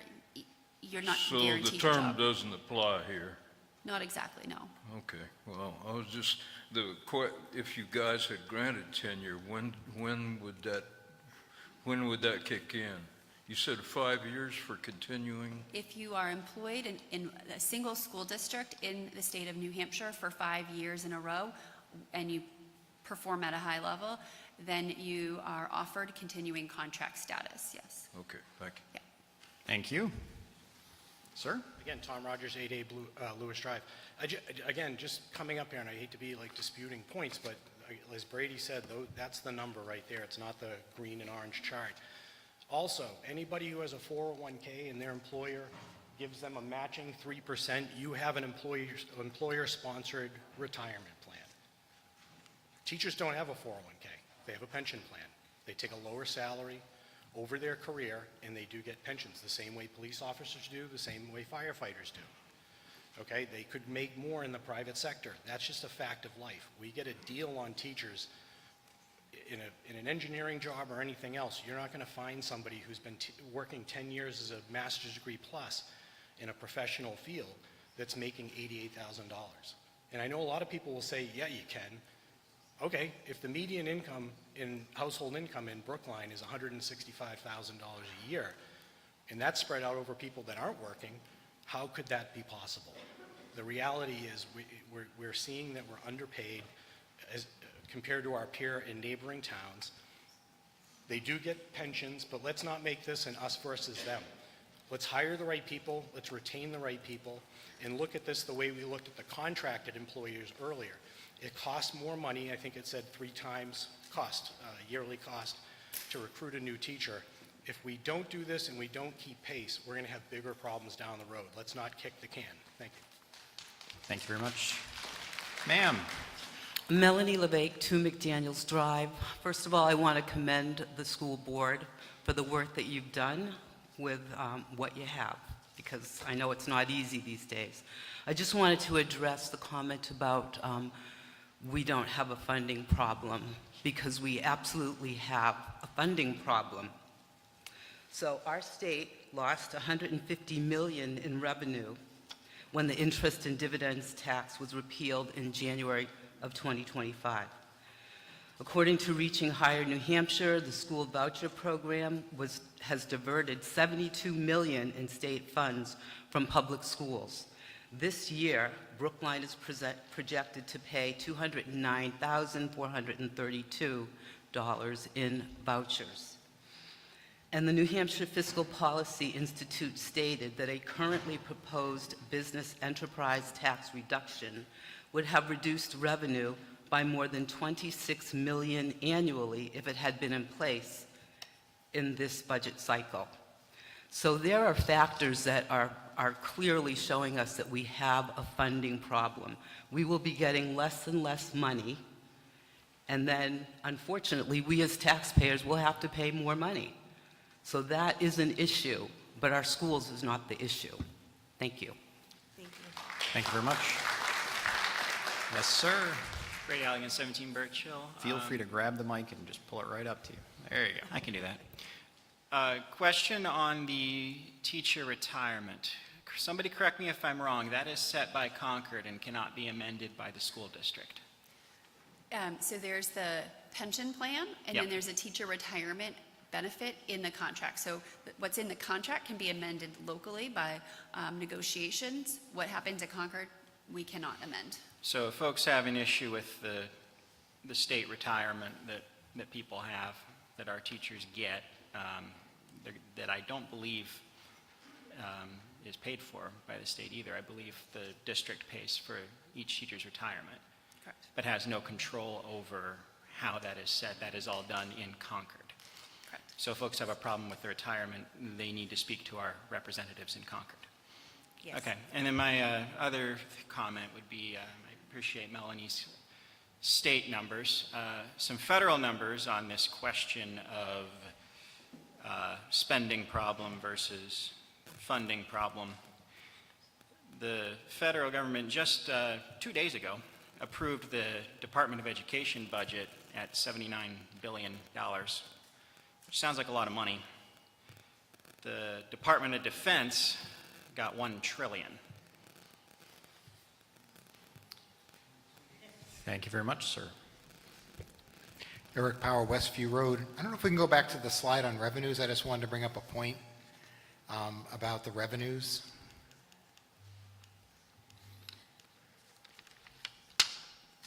This one? Thank you very much. If you look at the revenues here, I wanted to, where's the one with the state aid? This one? Adequacy aid.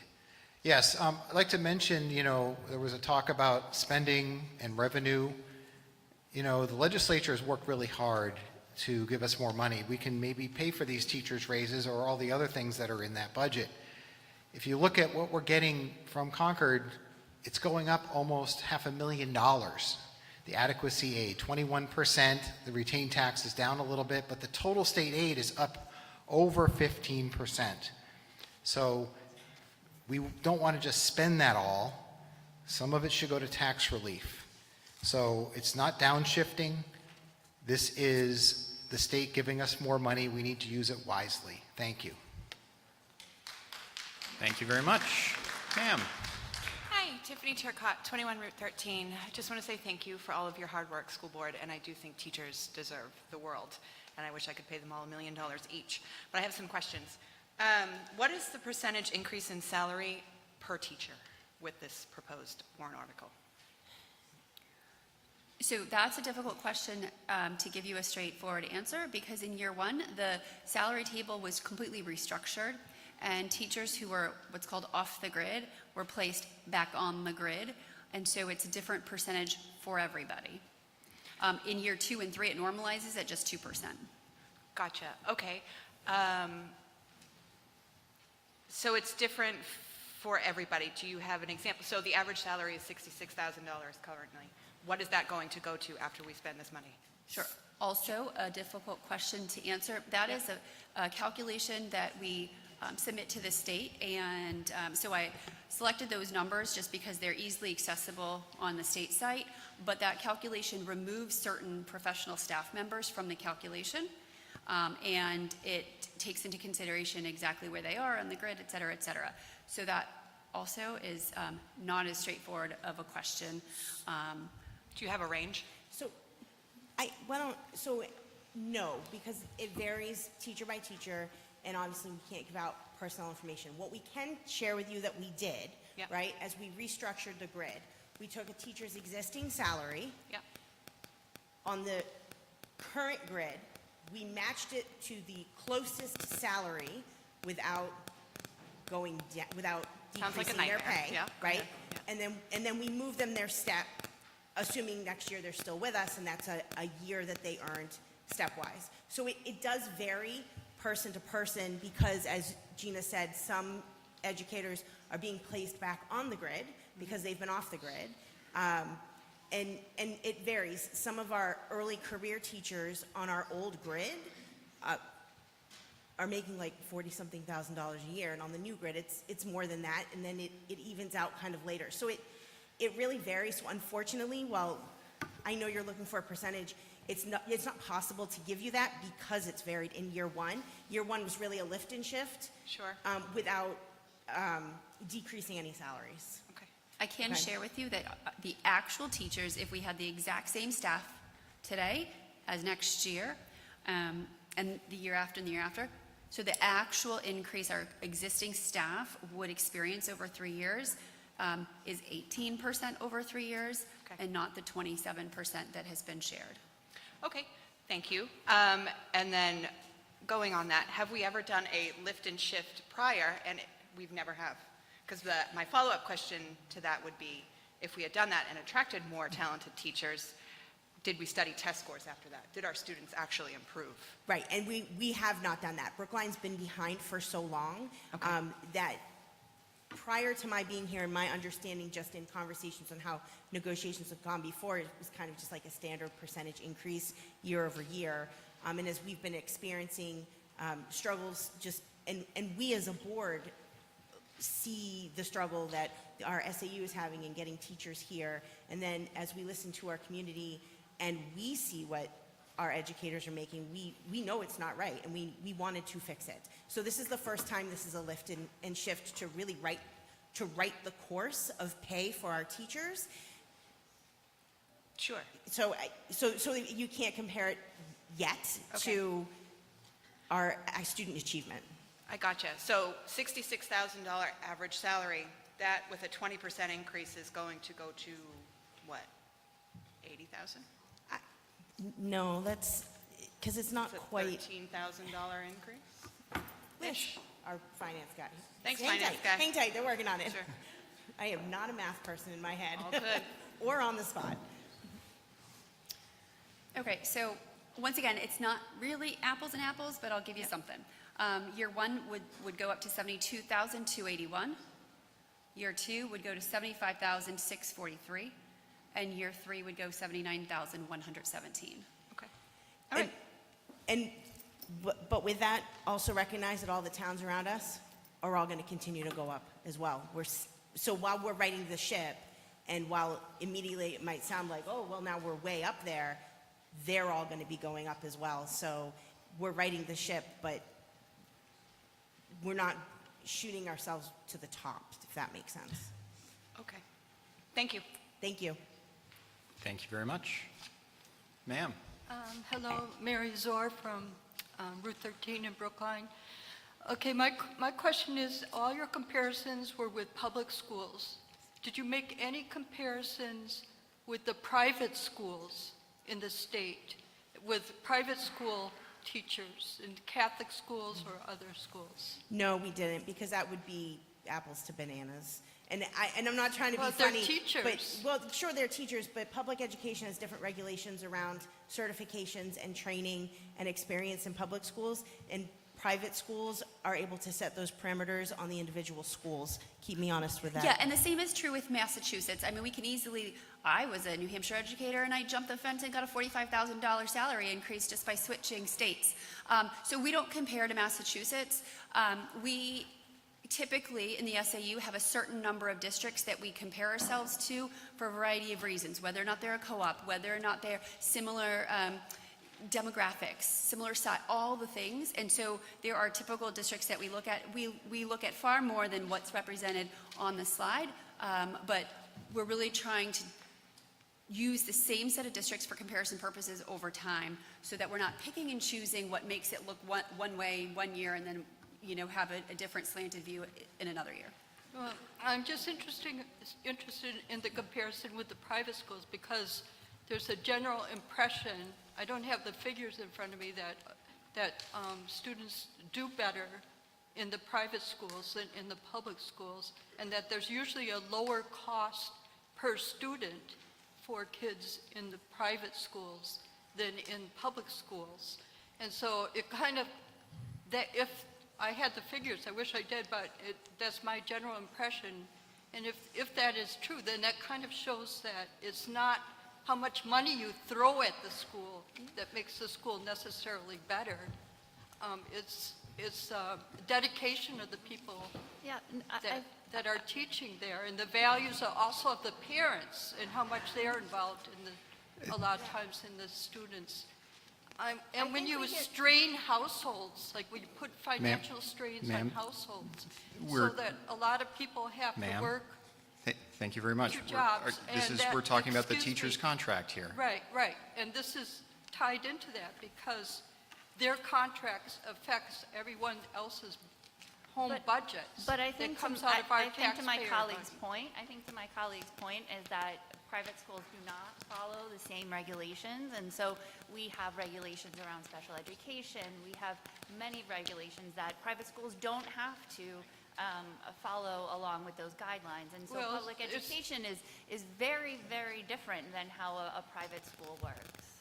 Well, okay, well, it's interesting if there is a factual proof that they're doing better than public schools in terms of learning Again, outcomes. it's not comparing apples to apples, as we like to say. Well- That is, we compare against public schools, we don't compare against They're others. both school systems, so you should be able to look and see what is working best for the students. Select their students. Yeah. A private Well, school can select their students. It's just something and- to and- consider. No, understood. No, listen, this is a very valid point and a good discussion to have. Listen, so a private school has an application process, right? Whereas a public school has a gathering of students that live around it, correct? And so it may do better because they are selecting better students. Does that make sense? Students that are already inclined to do better on testing or in studies and don't necessarily have special education needs or other needs that public schools are required to take care of, right? So that's why it's not the same thing. I'm sorry. That's okay, and I think you make a great point, and I don't think that there is enough ways to compare that. I will say that my children went to a private Catholic elementary school, St. Christopher's, so if I would compare that to where we are now, the services available to my children are completely different. There was a lot of things that they were not necessarily able to help my child or my children with at times. So I can say just from my own experience that there was a very big difference. And one of the reasons why our family actually moved to Brookline because of the school system. And so, Thank- I'm just going to bring it back to the teacher contract you. and kind of refocus our conversation. I think it's a very fair question. I don't think it's applicable to this warrant article, just because what we're discussing is a public school teacher contract. So we appreciate the point. Like, absolutely, we're always here to hear different points, but I just don't know that that's going to be something that's going to be appropriate to the conversation of a public school teacher contract. Thank you very much. Sir, you're discussing the teacher's contract? I thought I'd discuss the Patriots game on Sunday. Damn! That's Wrong that- microphone. That's the next session. Do that at the town meeting with him. Oh, okay. Pete, Yeah. just remind me when town meeting comes. Thank you. Your name, sir? Peter Brettschneider, 5 Pope Road. Thank you. Not really for and not really against this at all. Could you go to that slide that shows those towns? I have a problem with that slide. The bar graph? Yeah. My problem, I like numbers and I like comparisons that are apples to apples to apples to apples, and this is not. The reason I say that is, as Melanie pointed out, we have a spending problem and we have an income problem. The problem I see is that Brookline has 2,500 homes. Milford has almost 3,500, almost double. If I look at Nashua, they're in the 4,500 range. Bedford, something in that same range. Hollis is somewhere around 4,000. Amherst is up at 4,800 or something like that. And if I look at each of those towns and I see how many homes they have, I can take the budgets and I can divide them by the number of homes, and it splits the amount paid by each household a lot less.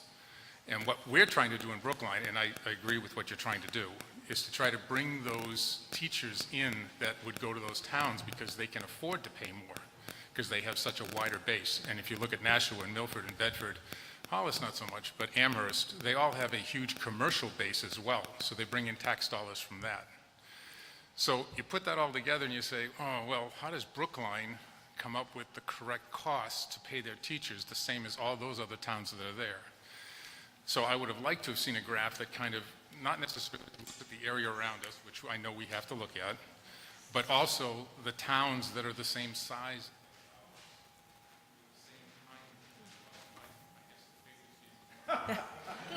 His mic is, Rich, his mic is gone? Yeah, now it's back. Okay. So anyway, it's just a comment, and I would have liked to have seen a slide that was more, in my opinion, equal to what I see Brookline and from a town perspective, because what you're asking us to do, which I understand is necessary, is to spend twice as much as the next door neighbor so that we can spend and pay the teachers what the next door neighbor's doing.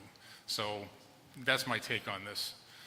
Nothing really, actually. No comment, no questions, nothing. Just my observation. Thank you very much. And I appreciate that observation. I think also, though, to be fair, some of those towns you mentioned that are much larger, they're going to employ a lot more teachers. And so while it's not an exact one-for-one. I know it's not an exact, but... It's not exact because they're going to be paying more employees, right? Yep. Spread out by more, divided by more homes, right? But really, And more commercial areas, too, so... Correct. However, but if we're looking at just the teacher contract, and if we're looking at a fair living wage for our teachers, right? Like I and said, we look at the salary grids, that's the apples to I'm apples. not arguing anything there. I'm just saying that to me, it appears as though you're asking us to spend more, and I understand that that's a necessity, so... Appreciate it. Okay. Thank you very much. Sir. I always realize how short I am. Tom Rogers again, I too like numbers. I'm in the insurance business. So it's not the cost per, it's the rate, right? So yeah, they may have 1,000, 2,000, 3,000 more houses than we do, but they also have multiples of the number of students that we have. So yes, they have a lot more houses, but they also have a lot more students. The reality is it all comes back to this number is true. These are facts, right? It doesn't matter how many homes you have. If you have more homes but you have more students, that makes up for that fact, right? If it was a static number, yeah, I would agree. We're asking to pay a lot more money, but and I don't think I've seen it, but what is the cost of insuring, it's my business. Cost of educating a child per student in Brookline versus Bedford, Milford, Amherst? So we're much lower. I think that's important because we just heard that we're asking for double. We're actually trying to catch up. So this is relevant to the teacher's contract. The operating budget is the next warrant article. Well, the teacher's contract is part of the amount we're looking to spend, right? Are the teachers worth it because of the low, compared to teachers who do the same job in another town? Is this included in the operating budget? The teacher contract right now is not included in the operating budget. It's a separate warrant article. It's a new negotiated agreement. If it passes, it becomes part of the operating budget. So in FY26, our teacher salaries are included in the operating budget, yes. Okay, but so going back to that last slide, though. The one that I just had? Yeah, just to leave it clear, those numbers are true and accurate based on available statistics from the state and the surrounding towns, the red line. Yes. Yeah. Okay, Yes. so Yes. I want to be clear that that is true, and it doesn't matter. We're talking about what our teachers are paid versus what the competitive options are. Yeah, we're talking for about the where teachers. else they could go and make Right. more. Thank you. Thank you very much. Ma'am, welcome back. Jen Morrissey, Laurel Crest. And this will be a question. I'll get there. One of the big things, I got to say this. I am not suicidal. I do have a lot of empathy. I am empathetic for the families that move here because they know it is an amazing school system, right? They come here because they know their kids are going to have an amazing experience. Great teachers, great standards, great community. And I am empathetic for the desire to keep that going. I'm empathetic for the fact that we've got homeowners at all stages of their lives, right? People who have lived here 20, 30 years, own their homes, their property taxes are exceeding what they think they can contribute on a year-to-year basis because they're going up on an annual basis. And those two things are incompatible. And so the question that I have is, given that we do depend so heavily on our property taxes to make this school happen, are there other levers that the town can leverage or are that we are looking at to help offset some of this burden?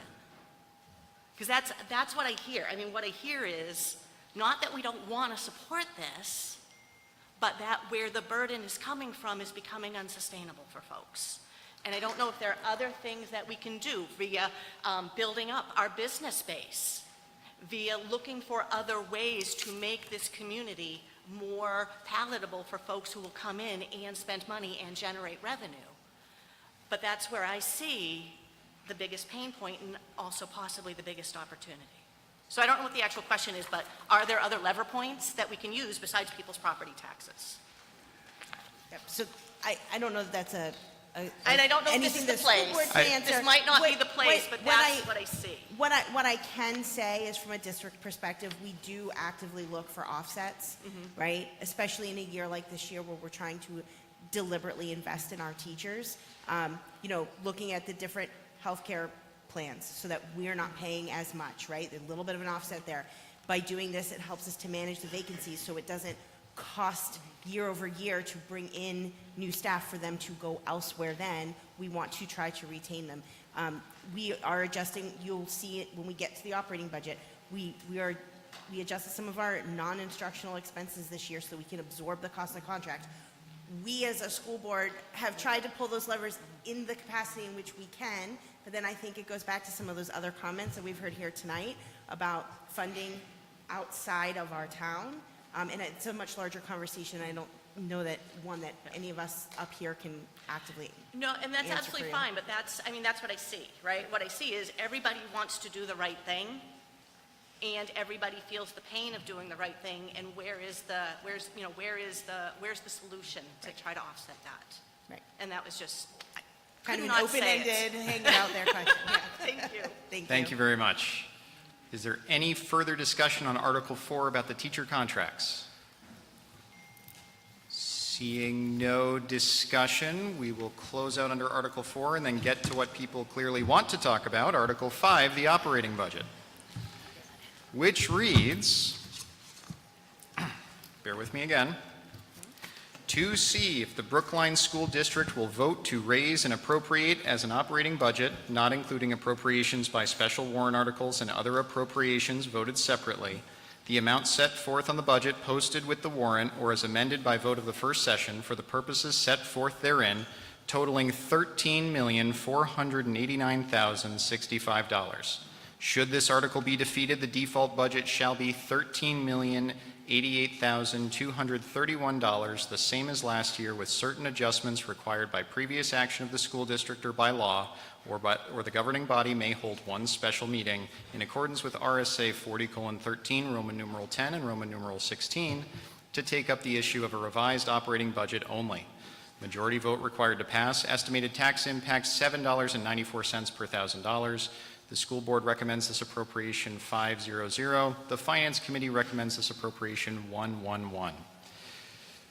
This is amendable only in the operating budget portion. That's the only thing that can be changed here, not the default budget or any of the other language. Would a member of the school board care to introduce the operating budget? Yes, thank you, Jesse. So Tracy Ferry. So good evening, everyone, and thank you for being here tonight. And for those of you who are listening at home, I'm going to speak tonight on warrant Article 5, the operating budget. So as school board members, we are required to put student well-being first while representing the community and complying with the law. This operating budget reflects that process and those responsibilities. For those unfamiliar with how the operating budget works, it is the core budget that keeps our schools operating day to day. It covers classroom instruction, special education services, staff salaries and benefits, transportation, technology, utilities, building maintenance, and student safety. Can we go to, thank you. This year, the school board is proposing an operating budget of $13,489,065. This is an increase of 4.4% over last year. This budget was built over several rounds and reflects careful prioritization. It focuses on maintaining current programs and meeting baseline needs while operating within local and state tax caps that limit how much can be raised. What is important for us to understand is that this is the most responsible operating budget we could put forward within those constraints. It is lean by design and focused on stability. You'll see on this slide that new requests fall into 3 categories: academic support, technology replacement, and facilities and safety. These are replacements and baseline needs. They include continued literacy and math work aligned with the science of reading, replacement of aging technology and network equipment, and essential facilities and safety work needed to keep buildings functional and secure. Next slide, please, Gina. If Article 5 does not pass, the district would move to the default budget of $13,088,231, which is $400,834 lower than the proposed budget. To put that in perspective, a reduction of this size would require cuts across multiple classrooms and student services. The direct impact of those cuts would be felt at RMMS and CSDA and would be unavoidable. So in short, this budget proposed in Article 5 is about supporting students' educational needs and keeping schools safe and operational under our real financial constraints. The question before us is not whether tough choices exist, because we see they already do. The question is whether we make those choices deliberately and responsibly. For those reasons, the Brookline School Board unanimously supports Article 5 and encourages the community to do the same. Thank you. Thank you very much. Is there any discussion under Article 5? Yes, sir. Hi. Could you go back to the language of the warrant article itself? Could I get your name Oh, and sorry, address, Brian Rader, Mason Road. Thank you. So you mentioned earlier we can't really change this aside from the numbers. However, I'm going to ask for a change. The very last sentence, the Finance Committee recommends this appropriation 111. That means that one person voted in favor, one person voted against, and one person abstained. Can we change that language to say the Finance Committee does not make a recommendation on this appropriation, which is really what that vote is? It's not a recommendation for or against. It's they don't make a recommendation one way or another. I think that's a question for the Finance Committee and Legal Counsel. Does the Finance Committee have an opinion on this? I don't think I feel comfortable. I mean, it is what it is. Brian explained it as it was. One person abstained, one person voted yes, one person voted no. So I'm not sure how we would write that. All right. But I think legal counsel can weigh in. I think there's a heated discussion going on, Brian, if you can hold on for one moment.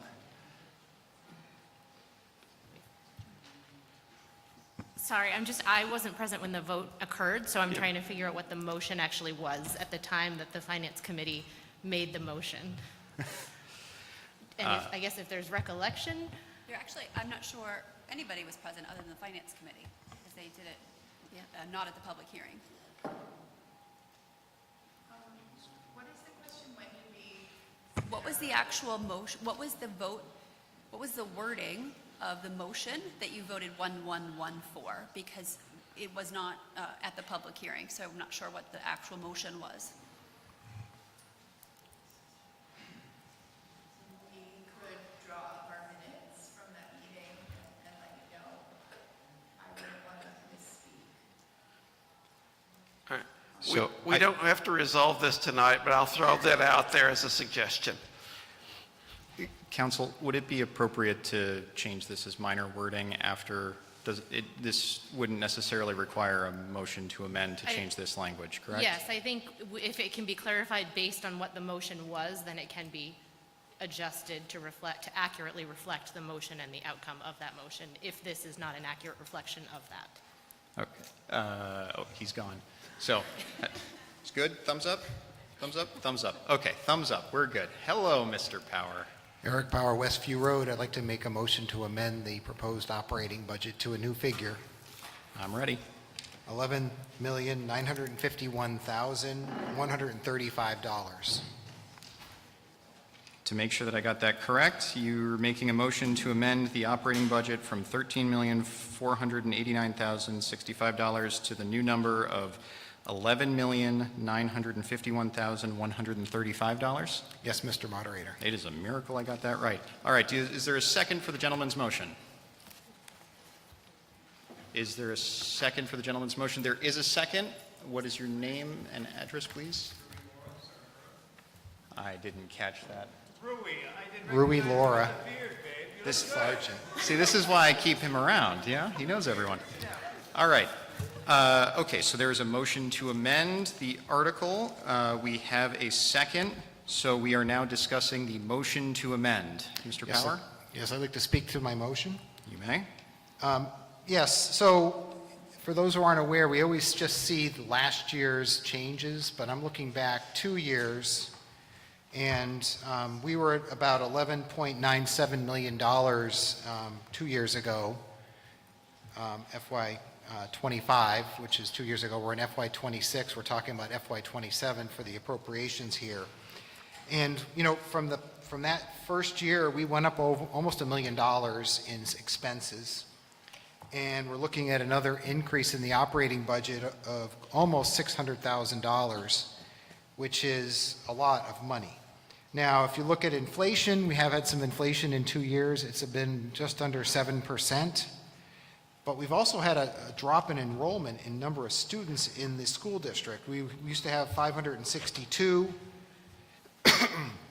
This year we have 525. So we've seen an enrollment drop of about 6.6%. So the rest of us are living under inflation. Our raises are not going up. And so this is really an inflation and population adjusted figure going back from 2 years ago to keep things in line with what people can afford in the town. And I think we could live with that. And so I would recommend that we look at doing something that's affordable for the town of Brookline, and it would be something that would be supported by the meeting at the ballot box. Thank you very much. So it seems Thank that you, one Mr. of those Power. numbers are incorrect. The number of students in FY 26 is 556. FY 25 was 558. Thank you. I'm just talking K through 6. And that is what we are doing as well. All right. Thank you very much. We are now discussing the motion to amend to change the dollar value. This is for the superintendent. What would we have to cut This is to for the meet that person on the number? floor. And this Your is name and Brady address, Halligan, please. 16 Birch Hill. Thank you. Sure, I was all prepared to tell you what I would cut at the default budget were to pass, which would be a cut of about $401,000, and that would be essentially all of the new items. And then I would also have to cut a teacher. So if you're asking me to cut 1.537, almost $1.538 million, I would have to absolutely cut probably 14 teachers. 14 teachers, K through 6. Pre-K to 6. Pre-K to 6, excuse me. What would our average class size grow to if we did that? 45, 50? We couldn't fit them in a room. Thank you. Yeah.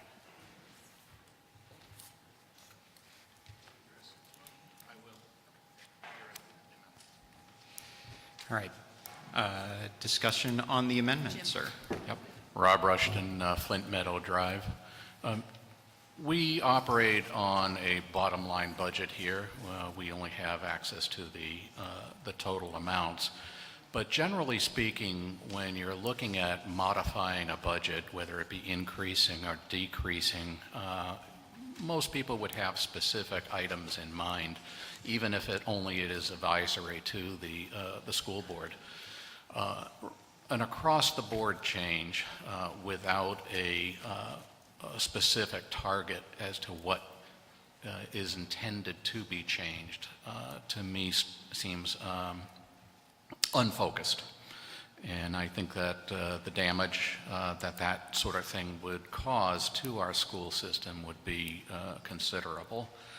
I think I'd be more likely to look more carefully at specific line items if those were presented, but as an across-the-board cut, I cannot support this. Thank you. Thank you very much, sir. Tom Rogers, Lewis Drive. This is crazy. It would be great if we could all just like take a look at all of our bills and say, we're going to go back to, we're going to call the electric company, we're going to call the car company, we're going to call the mortgage company, we're going to go back to a couple of years ago. This is insane. It keeps happening where these huge numbers come. I have a problem with the premise of it because what we continue to see, whether it's that red and green thing that went around Facebook with the total, like a compounded cost, or whether it's this. What is the last 3 years of enrollment, K through 6? Oh, yeah. Yep, let's go with the facts. I like the facts. Okay. 2021, I can do the last 6 years. 2021, 572. This comes from the principal's report, so I'm just being clear. 572.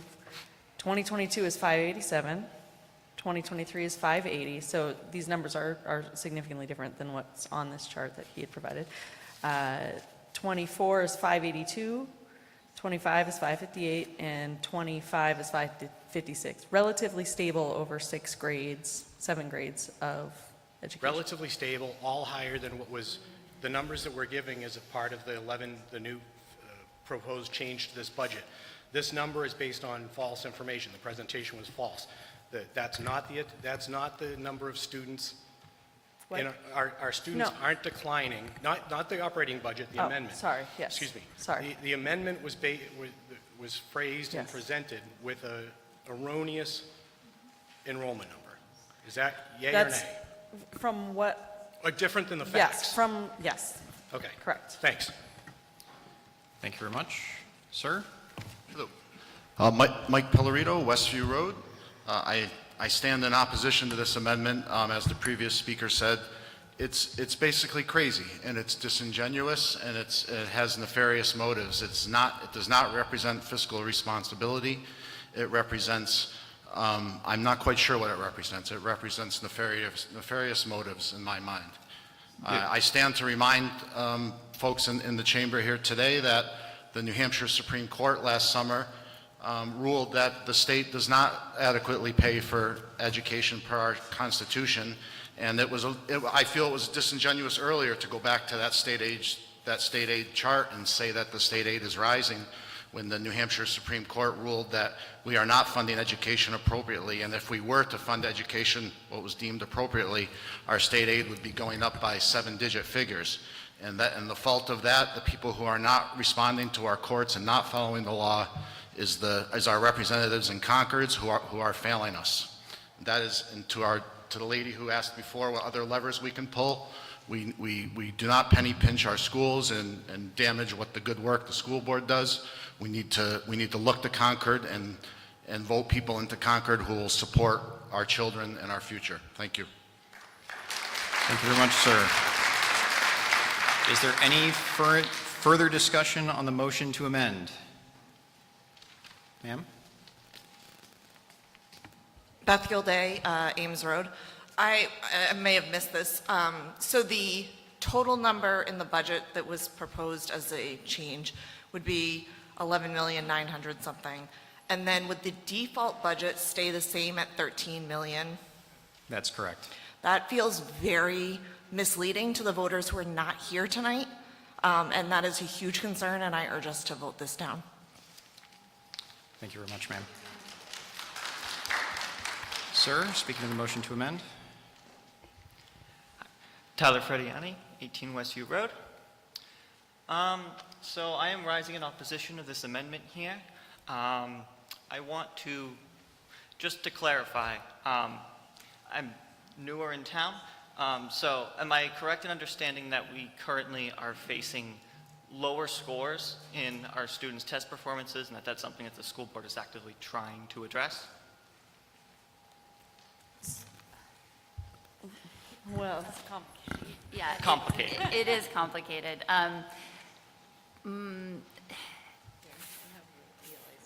Yeah, so test scores and funding really are not apples to apples, right? If we look at our test scores and we see that they are above state average, then I think we are doing a really good job, right? But test scores don't take into consideration the number of children who opt out and whose parents opt them out. So that lowers the overall number, which changes those percentages. If people were, if the community is concerned about those numbers, then maybe we should look at increasing funds and not decreasing funds. I don't know of anything that would help in that area for test scores if we decrease funding. And so I think you can manipulate numbers any way that you want, but I would not say that our test scores are badly reflected on the budget that we put forward. I'm going to just insert myself here. I am your superintendent, but I was your assistant superintendent for curriculum instruction assessment for 9 years. And the way we tackled, we reviewed the data and figured out an action plan, and the action plan was multifaceted. So we have added Eureka Math Squared after doing a K-12 math review and identified a need to amend our math curriculum at the earliest levels to increase numeracy and understanding of math at that age group. We're only in year 2 of implementation. It's not an overnight fix, and our students aren't tested until grade 3, so we're not going to reap the benefits for that for a bit of time. CKLA, our new ELA science-based reading instruction program, was implemented last year up here for grades 4 through 6, and this year K to 3 and 4 to 6 are utilizing CKLA. So once again, that's going to take time for us to see a change. This year, as I mentioned in my opening, we added an environmental science teacher to begin the science instruction with our earliest learners in K to 3. So we are responding to the data and putting forth proposals that we feel could tackle the difficulties we're seeing. And with your support last year, we've been able to begin that work, and we're asking for continued support. Without the funding of continuing these programs, I can't promise that I'm going to do great things. So if I may, these programs you're mentioning that we have already started to put the money and invest time and resources into, it sounds to me that if we were to now go ahead with this amendment and horribly slash the budget based not on budgetary line items, but just based on a desire to not spend the necessary amount to fund our schools, those programs, we can't expect results. Now,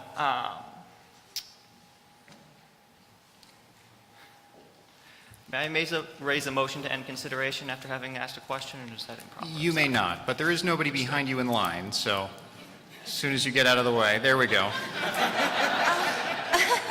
All right, is there any further discussion?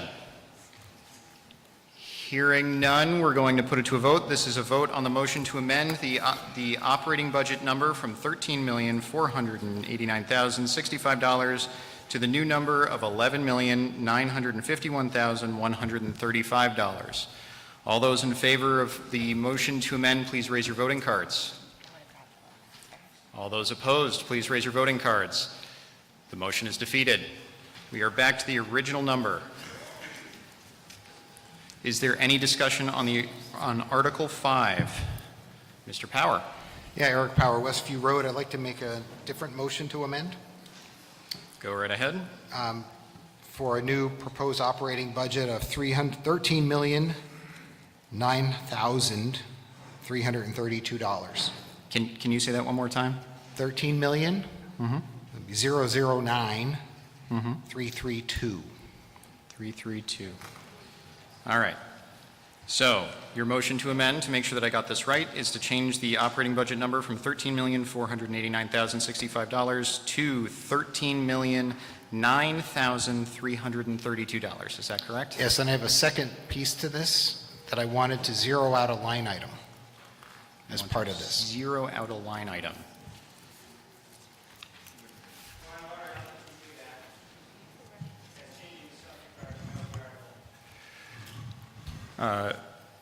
If you will, It would be advisory.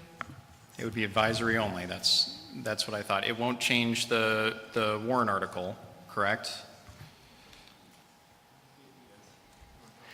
We're not going to follow the zero means zero rule here?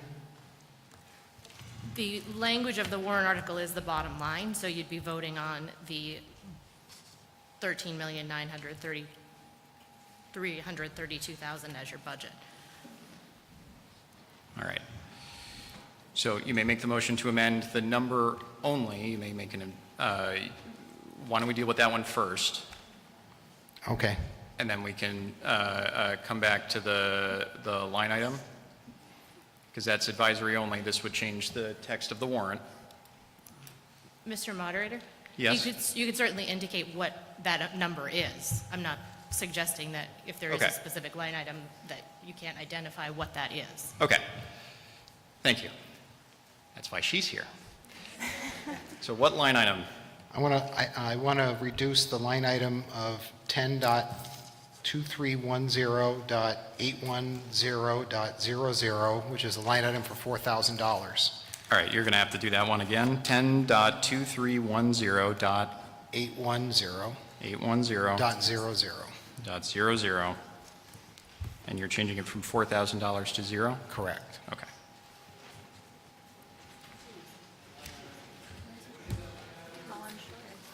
There's a question from the audience on the name of the line item. I don't know, the school, did they The hand name out of the the budget? line item is dues. The name of the line item is dues. Thank you. All right. So your motion, Mr. Power, is to change the operating budget from $13,489,065 to $13,009,332 and to zero out the dues line item 10.2310.810.00. Is that correct? Correct. Thank you. Okay. I think I got it. Is there a second to the gentleman's motion? Is there a second to the gentleman's motion? Rui, thank you. All right. Opening the floor for discussion on the motion to amend. Mr. Power? Thank you, Mr. Moderator. Thank you Yes. for your patience. I would like to just speak about this. So this is looking at the budget over this past year, looking at inflation and the reduction in student enrollment. It's a modest decrease. And if you look at what the warrant article is going to give voters on the day, on March 10th, they'll have a choice between this $13,009,000 number and $13,088 number. I think it gives a good choice. It's very close, but it keeps us to an inflation and an enrollment adjusted number. I also wanted to highlight, it doesn't appear in your handouts here, but it does appear in this slide, that we're talking here about proficiencies.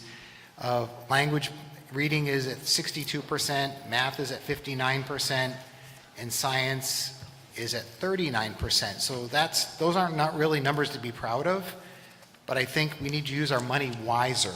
So for those reasons, I hope that people will support this amendment and let the voters decide on March 10th at the ballot box. Thank you. Thank you very much, Mr. Power.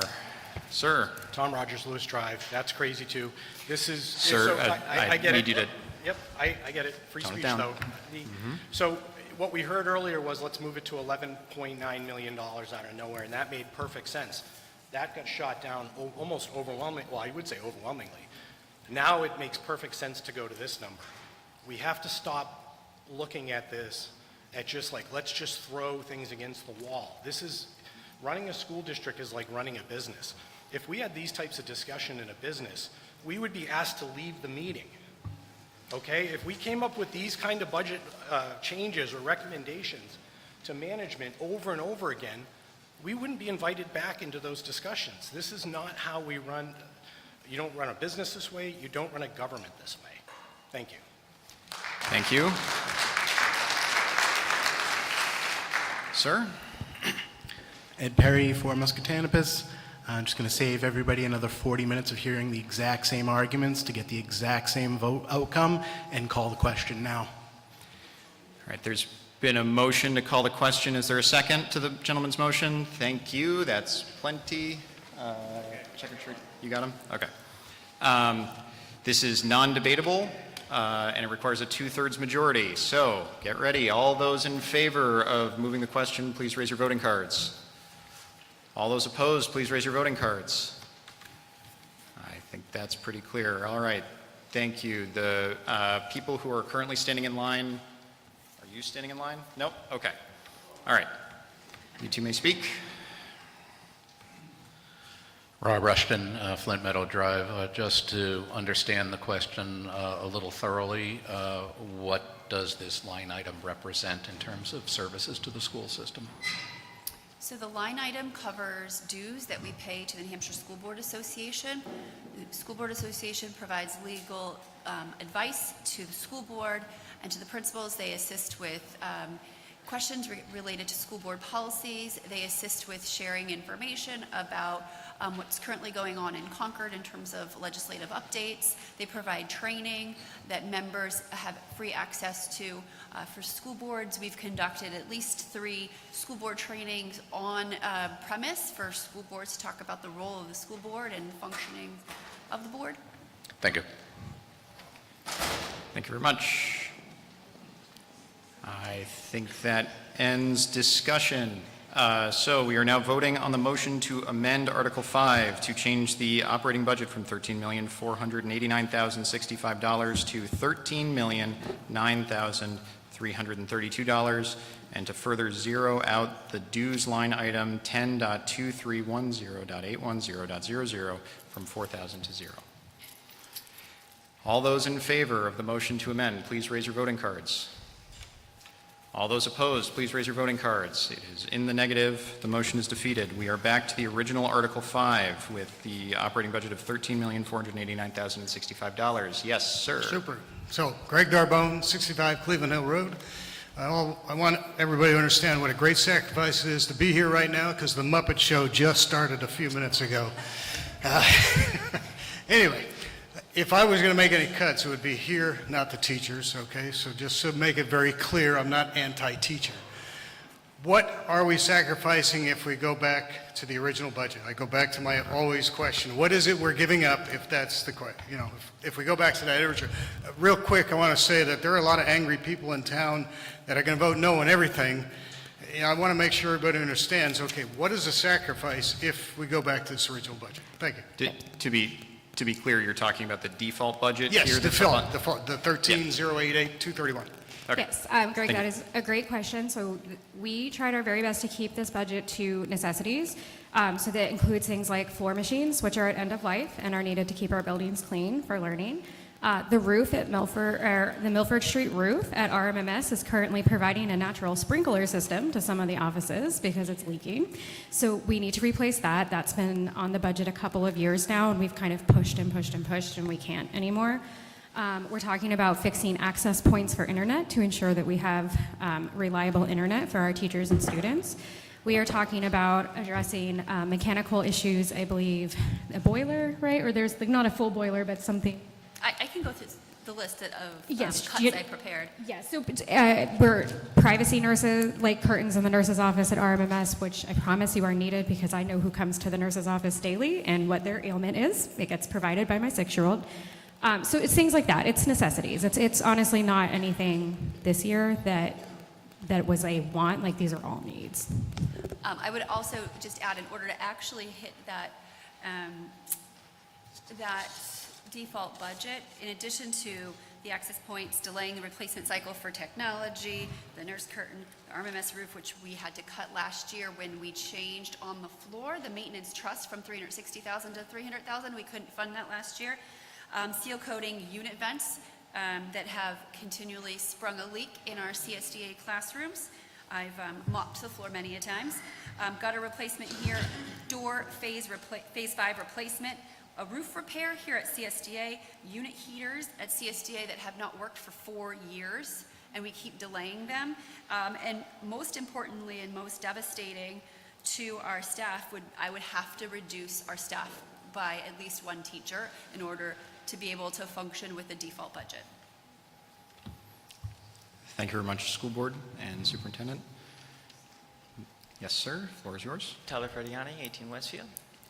I would like to make a motion to move consideration of the article.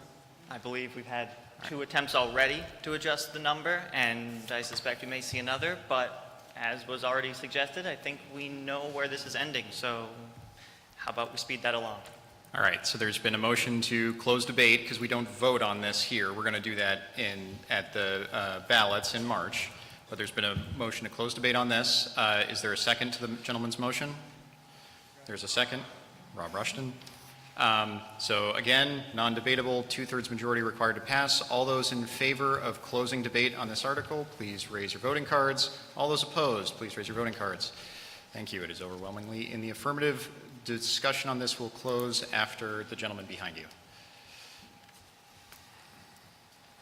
Brady Allegan, 17 Birch Hill. I just wanted to point out one thing in this budget. It has been a point of concern that's been expressed in this room a number of times over the last several years about the maintenance trust fund being used as a second fund-ish thing to handle maintenance needs. And I would like to point out that all of the maintenance needs are in this operating budget. And there isn't even an article to put any money into the maintenance fund this year. So if you're asking about whether the board's listening to you, there you go. All right. Thank you very much. Discussion on Article 5 is now closed. Yes, sir. I would like to raise a motion to restrict reconsideration. There is a motion to restrict reconsideration. For SB2, this means that we cannot change this again. It's going like this to the ballot. Is it just for this article?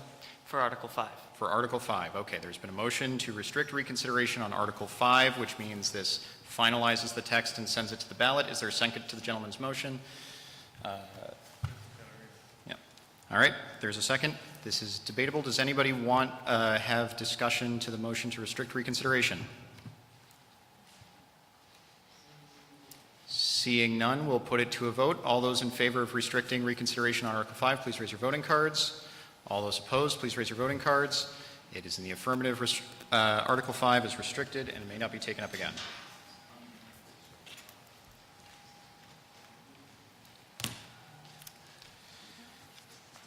Closing under Article 5 and opening up under Article 6. Adopting open enrollment. Shall the Brookline School District vote to adopt an open enrollment school program designating both Richard McGurkin Memorial School, RMMS, and Captain Samuel Douglas Academy, CSDA, as open enrollment schools pursuant to NHRSA 194-D for the purpose of enabling the district to admit up to 1 non-resident student to RMMS or CSDA under the provisions of RSA 194-D, with 100% of its eligible resident pupils permitted to attend RMMS and CSDA, and 0% of its resident pupils permitted to attend open enrollment schools located outside the district. The estimated tax impact $0 per thousand. The school board recommends this article 5-0. Is there a member of the school board who would introduce the article? Yes, good evening. I'm Heather Reardon, and very easily, I'm obviously getting off very easy tonight compared to my peers, since this does not have any tax impact, I'll just say. So let me start by telling you a little bit about this recent RSA 194. As it currently stands, this allows students to transfer between districts unless local limits are set by voter action. This article is very important to what we've been talking about tonight in terms of all of the amazing families that have moved to this school district or into this town to participate in these schools. This article protects our school district from unintended financial impact of this new law. It preserves our enrollment and our budget stability, right? Because if it's just open enrollment and we don't put some limits around that, that is going to put some volatility. We're going to have many different kids coming into the school district because they know it's so good, but they don't need to necessarily live here and pay the taxes. This will protect our staffing and our programs. It ensures that we continue to have local control, and it makes sure that our tax dollars remain here in Brookline. So, thank you. Sorry, I thought I had another minute. Sorry, Jesse. No. Did I talk too fast? You don't have to keep going. All right. Sir, discussion on Article 6. Rob Rushton, Flint Meadow Drive. I just wanted to take an opportunity to thank the board for their forward thinking on this. I think that considering some things that are happening in Concord, this is going to be critical for our school system. I think there are things coming up in Concord that are going to attempt to undo this sort of thing, and I'm glad we're taking this step. Thank you. Thank you very much, sir. Yes, sir. Hi, Rue Laura, Sergeant Road. Can you elaborate a little bit? This is the first I'm hearing of this. Hopefully I'm not the only one, but does that mean that students that might want to attend a different school that live in Brookline wouldn't be allowed to at all? That's correct, to take tax dollars. It doesn't mean you couldn't go to a charter school or a private school, but our tax dollars would stay within Brookline. That is correct. So if another student from a different district comes into this school, they wouldn't bring their tax dollars with them? They wouldn't have to pay They would taxes? bring, it'd be 80%. Of their town's cost per pupil spend. Right. So if their cost per pupil spend is less than ours, they would Yeah. only bring 80% of that with them to us. This can upend the budget. So Okay, we I are s- trying to protect our, so open enrollment essentially allows, the concept of open enrollment is that any child in a public school could go to any public school in the state of New Hampshire. Under current law, if we as a district decide to limit that, if the voting body decides to limit that, then we have that ability today to be able to put it on the ballot to be voted upon. I believe that the RSA says that if we were to accept a student in, they bring 80% of their tax dollars to us, right? And then the parent would have to make up the rest. Our concern as a school board is that there are no real guardrails other than it just says the parent has to pay. Well, what happens when the parent doesn't pay? What happens when we don't have recourse? And none of that has been laid out, which is a pretty big concern for the school board. So we're trying to take a proactive measure in just pausing until we can understand the impacts that open enrollment may have. Now, if a student in our district needs to attend another school because of services or for a legally mandated reason, of course they will be permitted to be in attendance at another school. But any student who is not legally required or it's not legally necessary for them to get services that we can't provide, they would not be permitted to unless it's a charter school or private school, to what Heather said. Okay, so unless someone... Mr. Moderator, sorry, can I clarify one component of that? Of Please. course. Sorry, thank you. Oh, no, no problem. So under the current law, as it currently stands, for schools that have adopted open enrollment, any district can go to that school that has, there is a school district in New Hampshire that has open enrollment. So any resident in New Hampshire can go to that school district, and their district, so if it was a Brookline student and they chose to go to that district, Brookline would have to pay that district 80% of Brookline's per pupil cost. Under the current pending amendment, there are some changes to the funding formula, but as it currently stands, Brookline would have to pay 80% of that cost. One of the potential changes is anywhere from 80 to 100% of that cost. But you would be paying for any of your resident students that left under open enrollment 80% of your average per pupil cost for every one of those students to whichever district they went to that may have open enrollment. Okay, and then if there's a gap, you said legally the parent's required to pay that gap, so unless they break the law, they would There's no parental component under the current statute for payment. It's just the 80%. Oh, I Okay, apologize. so that- Was about the making up amendment? I apologize, that's the All right. amendment that I read. Yes, That, yep. that is not current law. My apologies for misspeaking. And it says that Brookline can accept one student? Yeah, we did that. We wanted to make a change so that, for legal reasons, we wanted to ensure and we wanted to show that we considered open enrollment. And so we're making a change so that from a legal standpoint, we are operating within the law. Okay. All right, thank you for clarifying. Yep. Thank you very much. Eric Power, Westview Road. Can I see the warrant article language on the slide, please? Mr. Moderator, I'd like to make a motion to amend. Yes, sir. Go right ahead. Yes, I would like to change where it says admit one non-resident student to RMMS. I want to change that to 50 non-resident students. And then I want to change the number where it says 100% of its eligible students and 0%. I want to go from 0 to 100%. So You want to swap the numbers? Yes. Okay. Do you understand my amendment? I believe so. Let me read that back to you. The new wording of the amendment, starting at, let's say after NHRSA 194-D, for the purpose of enabling the district to admit up to 50 non-resident students to RMMS or CSDA under the provisions of RSA 194-D, with 0% of its eligible resident pupils permitted to attend RMMS and CSDA, and 100% of its resident pupils permitted to attend open enrollment schools located outside the district. Is that correct? No, that I wanted just to change the 100, the second number, keep 100, Okay. and change the second number to 100. I'll be honest, that makes a lot more sense than what I read. All right.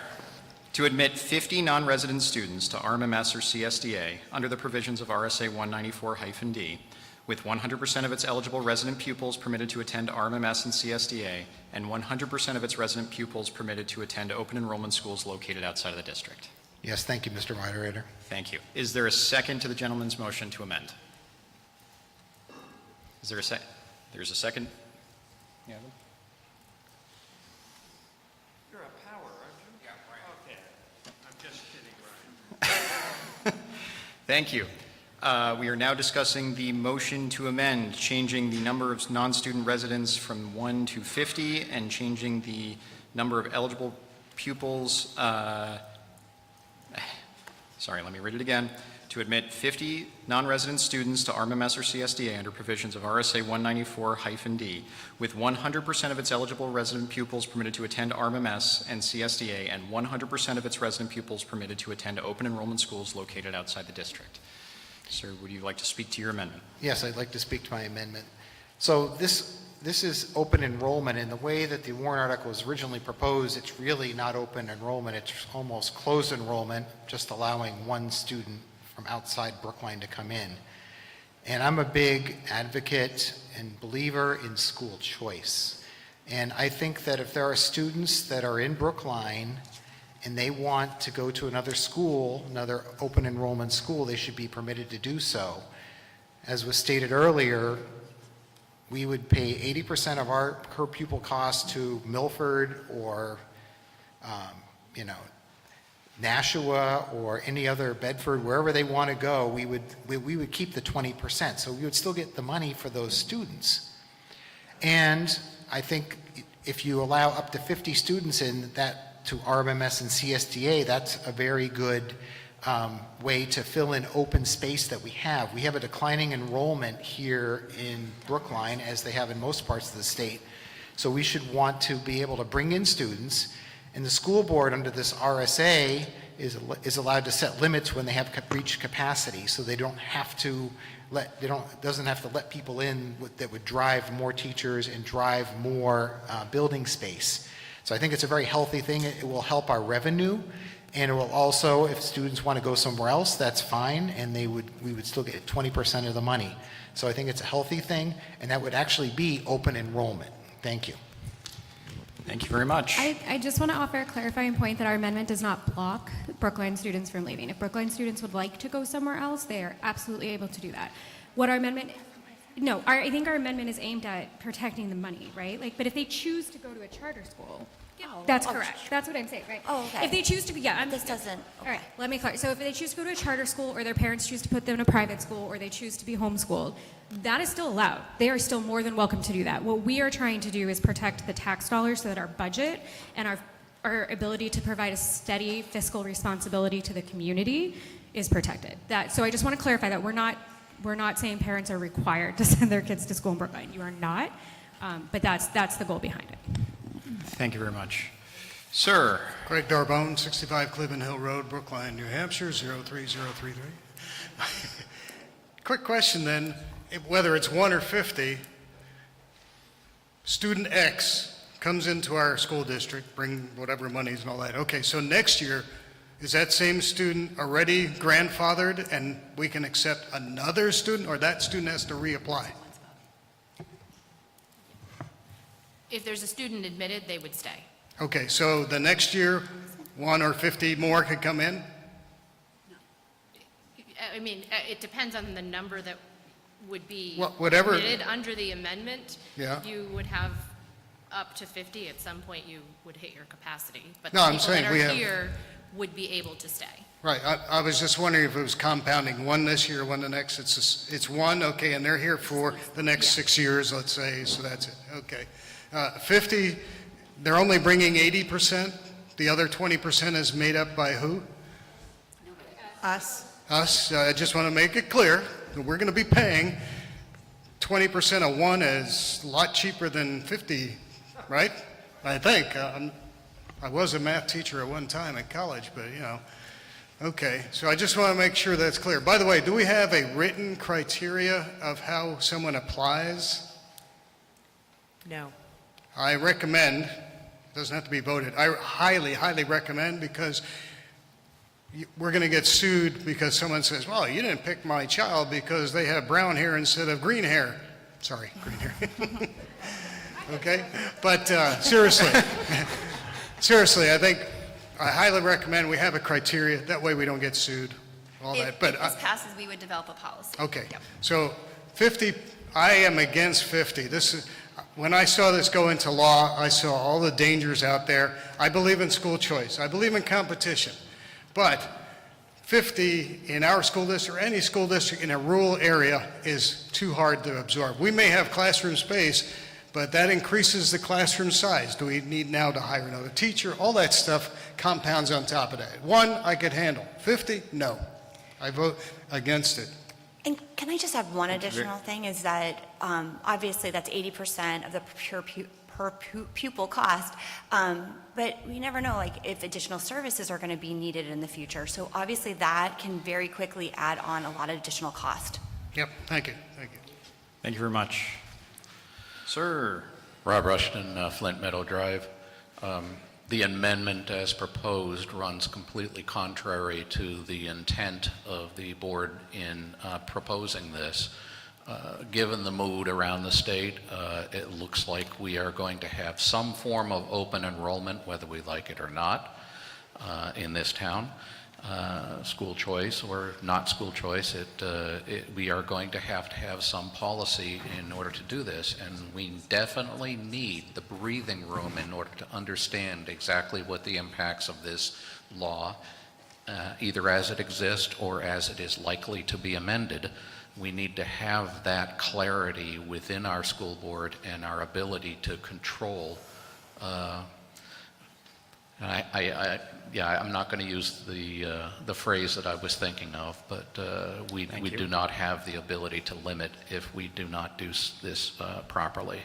So I would recommend very strongly that we not vote for this amendment, and we leave it to the school board to look carefully at what's going on around the state and do what is correct in the longer term for this district. Thank you. Thank you. Thank you very much. Sir.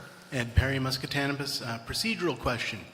Can you do two things? Can I do two things at once, Peter? Can I call the question and restrict further debate at the same time? Reconsideration, or do I have to get in the back to do the... Because I don't want to go through every number from 2 to 49 as well. I got a lot of stuff to do tonight. I'm touched that you want his opinion. Yeah. But I am the moderator. I know, but okay. What do you got, Jesse? So I don't know what he's going to do for you. Yep. I mean, he's been pretty reliable for the years, but go ahead. Yeah. So do you have a question for me, sir? The same question. Can you need me to move repeat the it? question? Can you move the question and then talk to it? No, can I move the question and also restrict further reconsideration of this so that we don't have to go through numbers 2 through 49? Not at the same time. Okay, I'll You can take care move of the that in the question, back. and then afterwards you can move for reconsideration. But Thank you. You're All very right, welcome. moving to end debate. All right, there's been a motion to move the question, non-debatable, 2/3 majority. All those in favor of closing discussion on this, and please raise your voting cards. Thank you. All those opposed, please raise your voting cards. Overwhelmingly in the affirmative. Discussion will be closed after the people in line. Thank you very much. Move the question. Already done. No, we moved to end debate on the amendment. I would like to move the question. We're doing that. We got to get through the line first, and then we can vote on the amendment. Ah, Yeah. gotcha. Yep. I haven't lost where we are just yet. It's 2 seconds after my normal bedtime, so now we're into dangerous territory. But we are trying to confuse you. Yeah. Brian Rader, 31 Mason Road. Thank you. I was on the Finance Committee for something like 10, 12 years, something like that. So I've dealt with many school budgets over the years. And I've studied this a fair amount. And there's a misconception up there that the budget can be finely tuned based on the student population. The truth of it is that there are steps involved. If you take 1 or 2 students out of there, it doesn't change your expenses at all. You have to change a significant number of students to have an effect. So for example, for each of the grades, there is like usually 3, maybe 4 teachers for them. Correct me if that's wrong, but I believe it's about 3 in each grade. So taking a couple of people out of each class, you're not going to reduce the number of teachers. You may reduce the number of teachers if you lose, 20 people, 20 students and such. But before that, you don't. So in talking about the number of students here who might go to another school district, it doesn't affect our expenses for our schools unless it's a really huge number. If you've got like 10, 15 students like that go over there, you're not going to reduce your teaching staff by that. It's going to be spread across the grades. It's not going to be enough to, and all of our expenses will be exactly the same. But having a small number like that and moving on somewhere else where we have to pay for it, that can cost well over $100,000 easily. That has to come out of the budget, and we don't have corresponding reductions in our expenses for it. That is very concerning, and I support the school board in their original language. Thank you. Thank you very much. Melanie LeBake, 2 McDaniels Drive. I also support the school board in their original language. I've been hearing about this program. I think it sounds very chaotic for schools, for towns, for taxpayers. I think that this is a smart way to do it, go into it gradually, and I think it's us saying that, okay, we'll participate, this is what we'll do. And let's see what happens with this program, but we are protected in Brookline so that we don't get a huge influx. So whether it's 1 or 50, well, I'll go for the 1. But I won't go for the 50. So.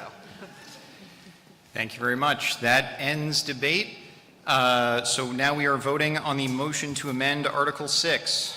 The motion to amend is to change the language from, starting at the first RSA, for the purpose of enabling the district to admit up to 50 non-resident students to RMMS or CSDA under the provisions of RSA 194-D, with 100% of its eligible resident pupils permitted to attend RMMS and CSDA, and 100% of its resident pupils permitted to attend open enrollment schools located outside of the district.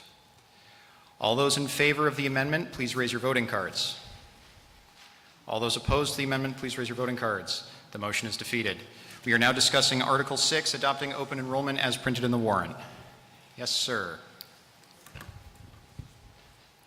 Like to move the question?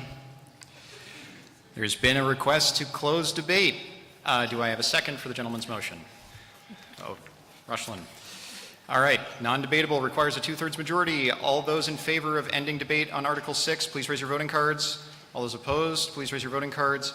The motion passes. Debate is restricted.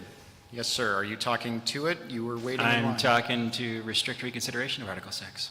Okay, so hearing no further discussion on Article 6, you would like to make a motion to restrict reconsideration on Article 6. Is that correct? That is correct. That is Brady correct. Halligan, 17 Birch Hill. All right, this is debatable. Does anybody want to discuss restricting reconsideration on Article 6? Seeing nobody, we'll put it to a vote. All those in favor of restricting reconsideration on Article 6 and sending it to the ballot? Thank you. All those opposed? It is in the affirmative. Thank you very much. Article 6 is now restricted.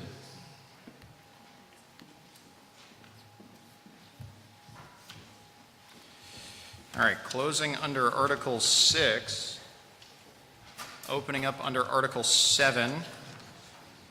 Rich, if you could switch the presentation, please.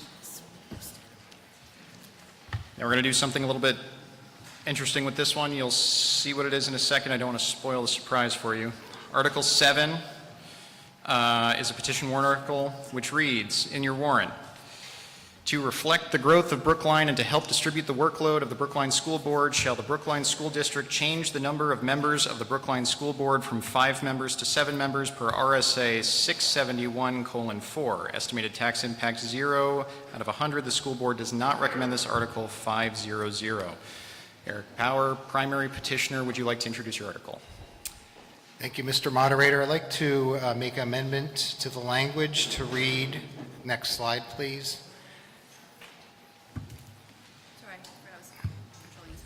The new language would be, shall the Brookline School District change the number of members of the Brookline School Board from 5 members to 7 members per RSA 671:4, using required 3-year terms with 3 members elected in 2027, 2 members elected in 2028, and 2 members elected in 2029.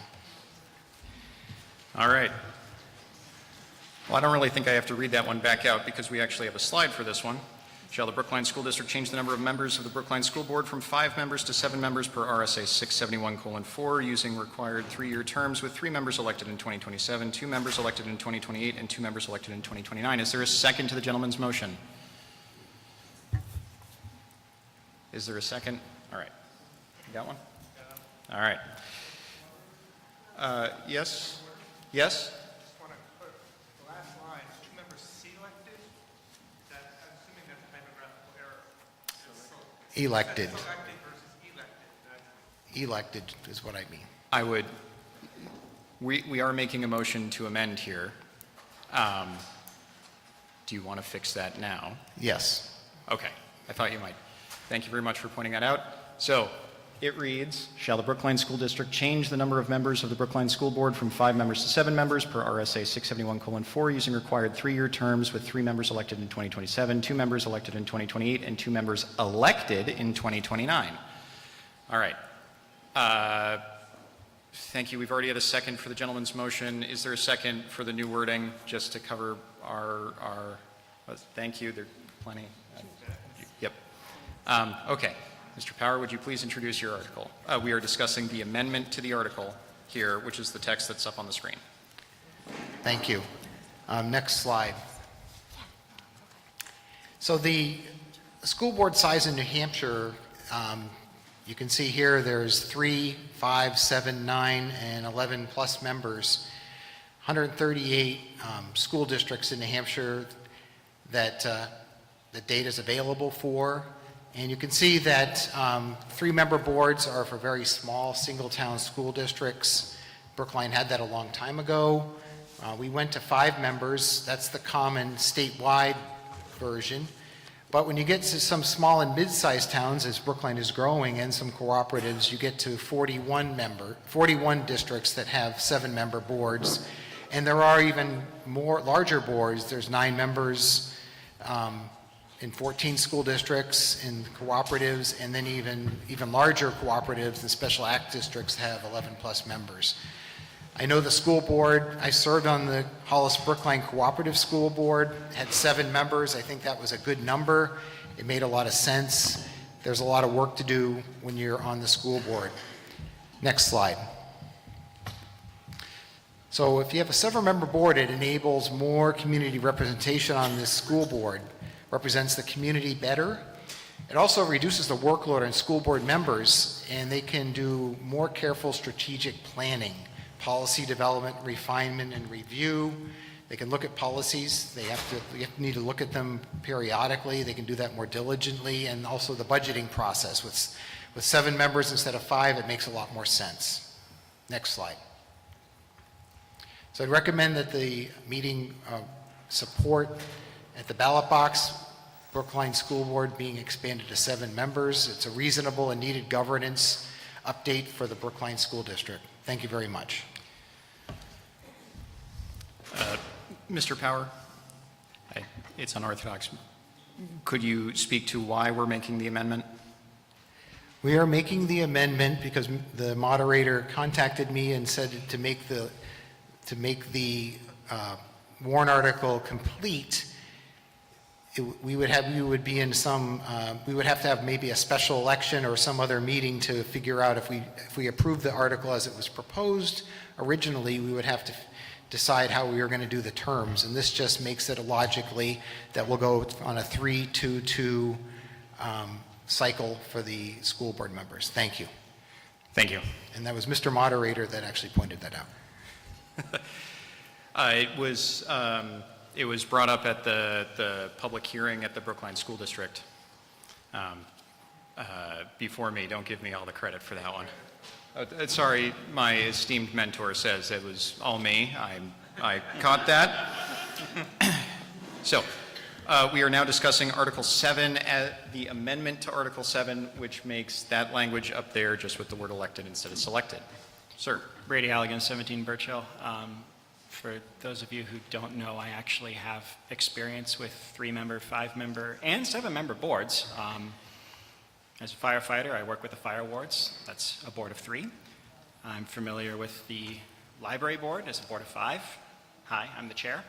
And I'm also familiar with a 7-member board because the library facility needs study committee is a 7-member board. And I'm here to tell you from direct personal experience, 5 is a really good number. 7, it is quite difficult to actually find 7 people willing to take on the immense task that is the school board. We frequently have people run unopposed. We've had blanks and write-ins. So 7, we're going to have a hard time finding 7 people. So, sorry, I just want to bring this. The amendment adds the words at the bottom for the term limits, and we're discussing the amendment at the moment. It's a good discussion. We should just do the amendment first, and the language of the amendment is to add the term limits to it. So you want to change the article to this from what's written down and then discuss the merits of the article? Correct, just to avoid confusion. Oh, I thought this was how it was presented now. I was going to let this sort of go, but I can realize that there might be a lot of confusion if we're discussing the term limits. But the amendment itself is to the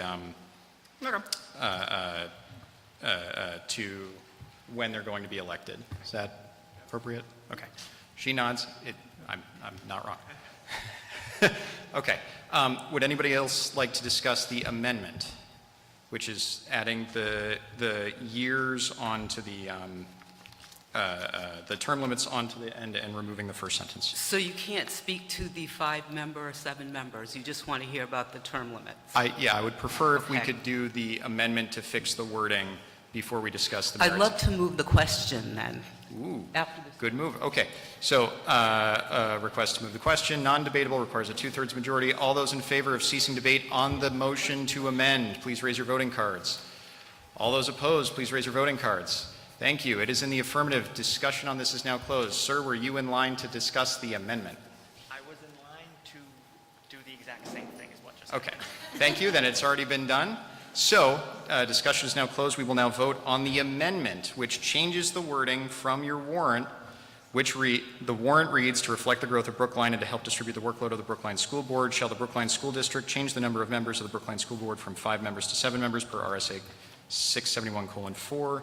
To the text that's up on your screen, shall the Brookline School District change the number of members of the Brookline School Board from 5 members to 7 members per RSA 671:4, using required 3-year terms, with 3 members elected in 2027, 2 members elected in 2028, and 2 members elected in 2029. Oh, shoot. Who moved the question? So who seconded moving the question? Yeah, I missed it. Okay. I thought it was Melanie. That was you again? All right. Thank you, Peter. All right. I just read it, so now we vote on it. So, all those in favor of the motion to amend to adopt this new language, please raise your voting cards. All those opposed, please raise your voting cards. That is a motion in the affirmative. That passes. The language is accepted. So now we are discussing the warrant article, which will be sent to the ballot, which is this text up in front of you. So now we can discuss the term limits. I thank you all for your patience getting through this. So everybody remembers where I was? Yeah. Okay. So a 7-member board, the biggest issue that I have personally experienced with this is it is actually quite difficult with schedules and the need to have a physically present quorum of at least half, so that'd be 4 at the meeting. Makes it quite difficult to actually get business done. So this has the potential to actually paralyze the school board because so many people are trying to get together in one room at one time. There's actually consideration of moving the Library Facility Needs Study Committee back to 5 members because it may allow the committee to function a little bit better and move a little bit quicker. So we're actually looking to get them smaller. So.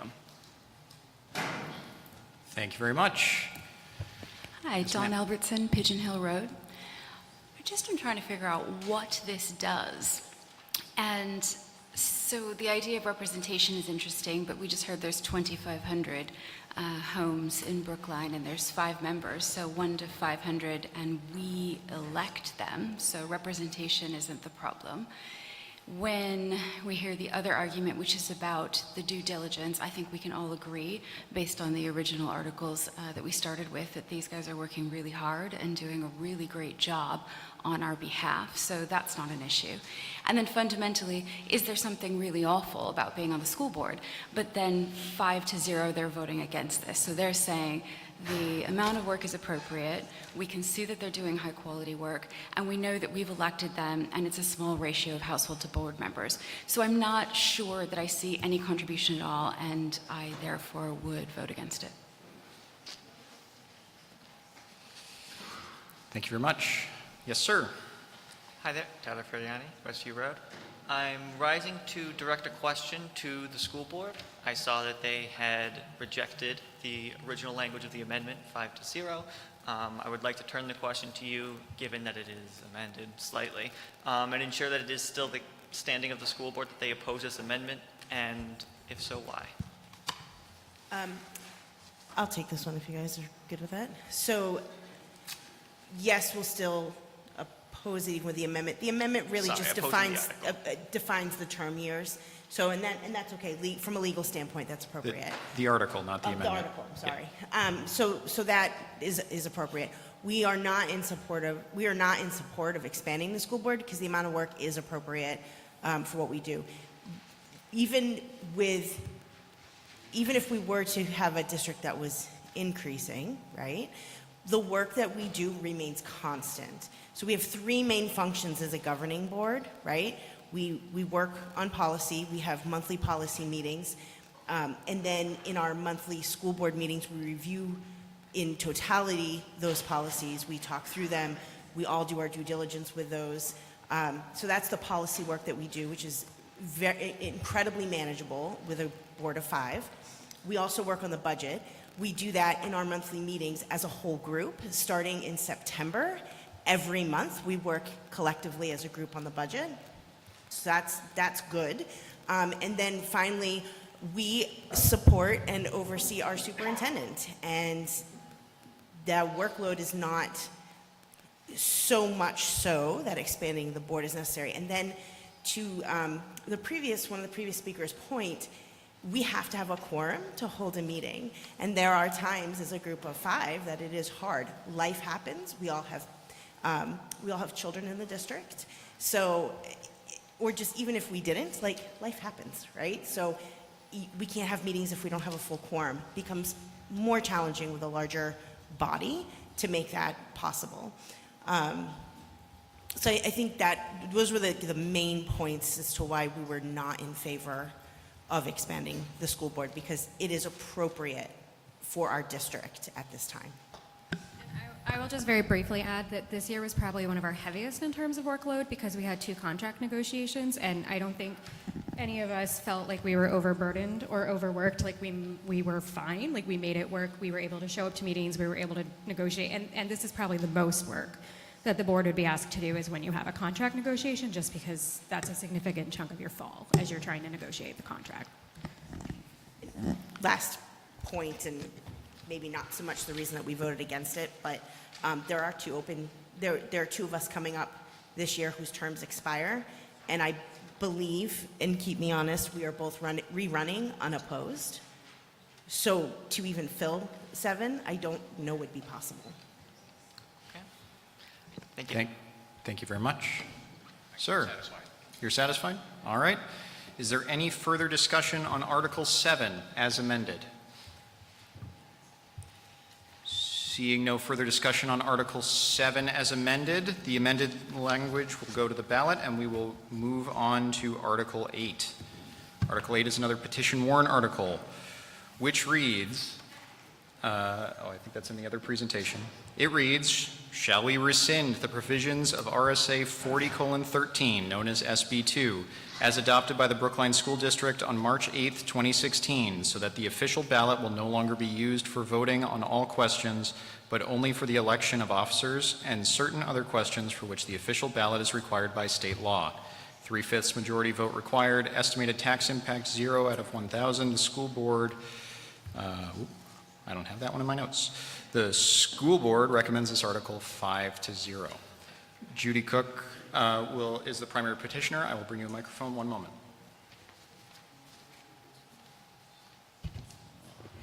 Oh. Well, yes. All right.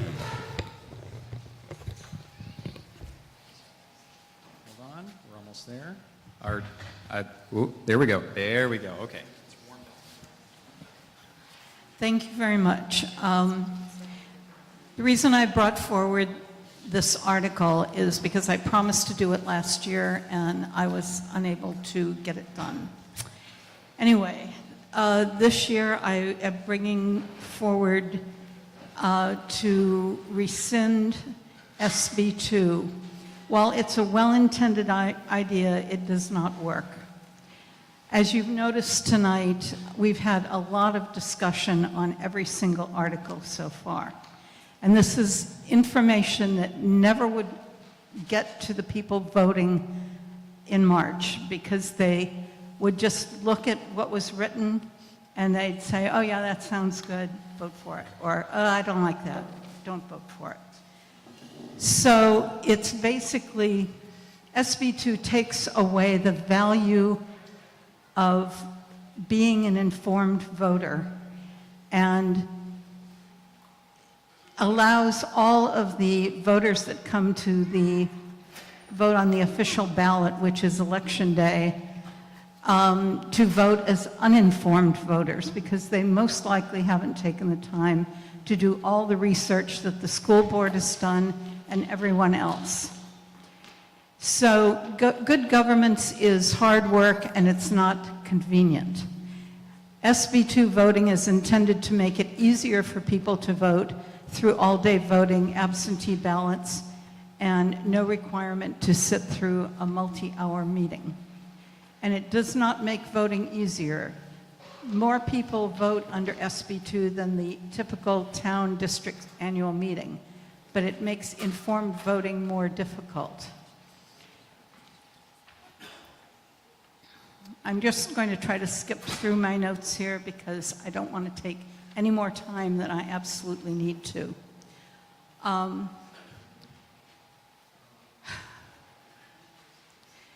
Okay, what does this actually mean? How do voters learn the intent and potential impact and cost if they don't attend the deliberative session?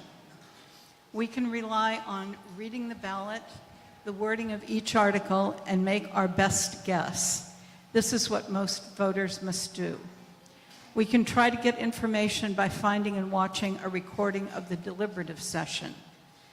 We can wade through the arguments on social media.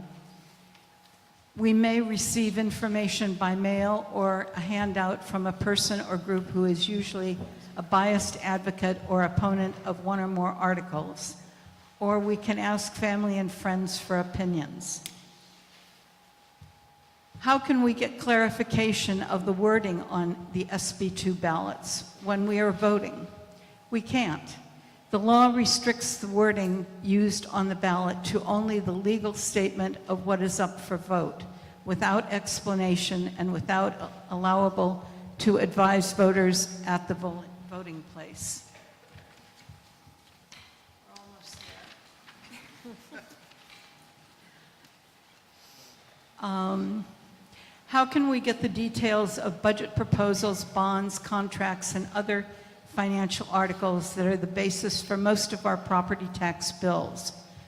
We must attend the meetings if we want to get the details and have ability to question the reasons, the needs, and the choices presented.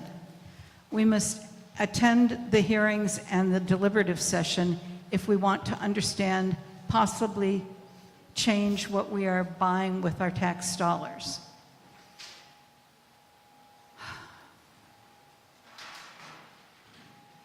Here are some of the problems with SB2 voting.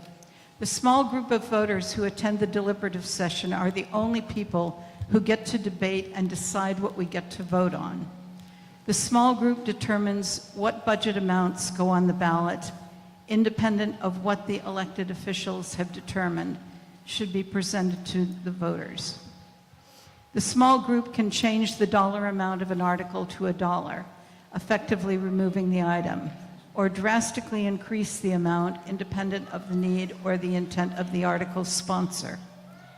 The small group has the option to modify, add to, or delete the wording of the article within the bounds of the law, effectively changing the tone or making the consequences of the article. By the time we are at the voting booth, what we are voting for or against is often unclear and may not be what was originally intended to be on the ballot. SB2 voting makes it more difficult and time-consuming to be an informed voter. SB2 hurts transparency. Town and district meetings allow us to see presentations, listen to explanations, question, challenge, amend, and vote all in one place at one time. SB2 requires us to hunt around for information. If we don't change down the information and attend the meetings and hearings where we can be seen and heard and keep tabs on the process, we get to go into the voting booth and try to infer what we are voting for or against based only on the short description in legalese, on huge dollar amounts that may not be what the original authors proposed. What is the solution to this? We must rescind SB2 ballot voting for the Brookline School District and vote against any proposals to move to SB2 for the town or the co-op. It is not perfect, but it's better. With the introduction of convoluted changes to budget caps and tax caps, we're likely to see the problems where recommended budgets cannot be placed on the warrant. The budgets will likely be changed at the deliberative session, causing further confusion at the voting booth when we are asked to vote on items that are different from our town report with no explanation available or allowed. Does rescinding SB2 take away the rights of some voters to vote? Absolutely no. All registered voters still have the right to vote if changes when we vote and how we vote. And as in the past, some people will likely choose not to vote. Good governance is hard work, and it's not inconvenient. It's not convenient, sorry. We should decide whether we want informed, transparent voting or just easy voting. We need to reclaim control of the vote and restore transparency. So rescind SB2 for the Brookline School District. And I just want to add to this that we've had SB2 for, I'm not exactly sure how many years. Probably 10 years. 10 years, okay? And we have seen our budgets go up, so it hasn't really helped because we have people voting for items on the budget and on whatever we're voting on election day without even really knowing what the impact is going to be of their vote.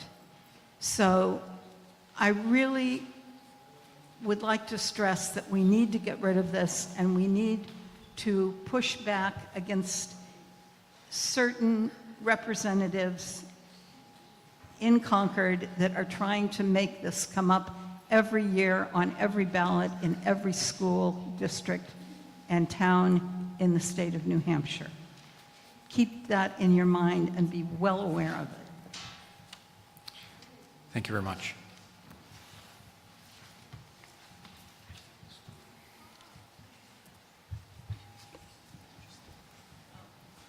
And let me just add that I really would like the school board to understand how much I appreciate and value their work.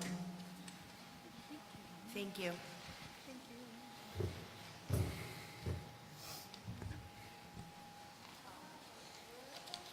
Thank you very much.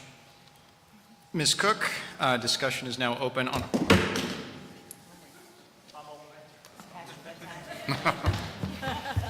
It's fine, I'm sure. Opening up discussion on Article 8. This is a statutory thing, so we cannot amend it. It's going to the ballot like this, but we are free to discuss and debate it on its merits. Sir. Good. Rob Rushton, Flint Meadow Drive. We're in a unique position here in Brookline in that we are operating under both SB2 and the traditional town meeting format. For our town annual meetings, we use the traditional format. For SB2, we are here today in the deliberative session. We also have a traditional town meeting for the cooperative school district. So this is a bonus for us. We can look around and see exactly what works and what doesn't.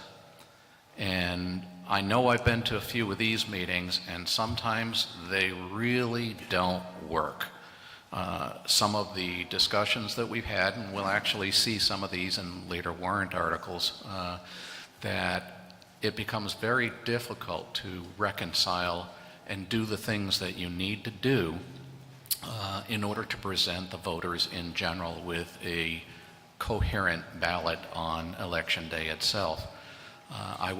It's a very big ask to change this form of governance so that we go back to the original style town meeting, but I really encourage people to look very hard at the differences between what we have done in one situation and what we're doing here, and see which one of them actually makes more sense for us going forward. My belief is that if you look at it very closely, you will find that the traditional town meeting format, as long as we can possibly accommodate it, is the way to go. I would encourage everybody to vote for this article. Thank you. Thank you very much, sir. Yes. Brady Allegan, 17 Birch Hill. I appreciate the courage of Judy in bringing this up. And I echo the sentiment. We've done this for quite a while now, and we've done traditional town meetings for quite a bit. And by my estimate, we're 65% of the way done tonight, and we've been at it for 3.5 hours. And last year, at traditional town meeting for the town, I think we got through 20 articles in the same amount of time. And so I echo the sentiment. SB2 is an idea that is a good idea, but it does not work in practice because we spend lots and lots of time wordsmithing articles that we shouldn't have to do because they then just turn around and get overwhelmingly defeated at the ballot box. And we could save ourselves a lot of time tonight if we didn't do that. Hey, sweetie. And my other point on it is I am all for 100% increased ballot access. There is nothing more important than somebody's vote. What we really need is SB 3, which would be, I don't know, some sort of secure Zoom meeting or something. And we can't do that here. Again, SB 3 would require Concord. So a great solution would be to have a meeting with remote participation. I'm going to call it SB 3, and maybe we can get Concord on that. Thank you very much. Yes, sir. Ash Skidmore, Brookline, 42 Oak Hill Road. I offer a rebuttal and also to say I experienced not having my vote all about 20 years while working and having to travel for business. So I can empathize with a lot of the people who just don't get to vote and don't get to come to these meetings. You've got a town of about 4,000 voters. You don't have a venue that can support 20% of your voters. You go to these town meetings, you get maybe 300 people, and they rule the world. The rest of the voters don't get a chance. That's not fair. That's not a good community. So you need to take this seriously. All right? People have a vote, and they're angry. They don't come to these meetings. I talk to my friends, my neighbors. They don't come to these meetings because they get railroaded. It's too few people making all the decisions. That's why our property taxes go up high. All right? There's other reasons, too, that affect that.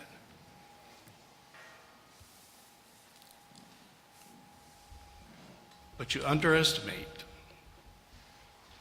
the voters in this town and their ability to understand and comprehend. Even though I'm here at the deliberative meeting, I'm going to go home and I'm going to research the RSA before I make a final decision. A lot of people can do that. A lot of people know how to do that. A lot of people think for themselves. All right, and to suggest that we're not informed because we're not here at the meeting, that's pretty wild. All right, that's not true. It's not true at all. Take it into consideration, all right? But I like this form. It allows me to do what I need to do, to research things, listen to you, listen to what goes on here. But my real decision is my vote. And if all the votes take place here,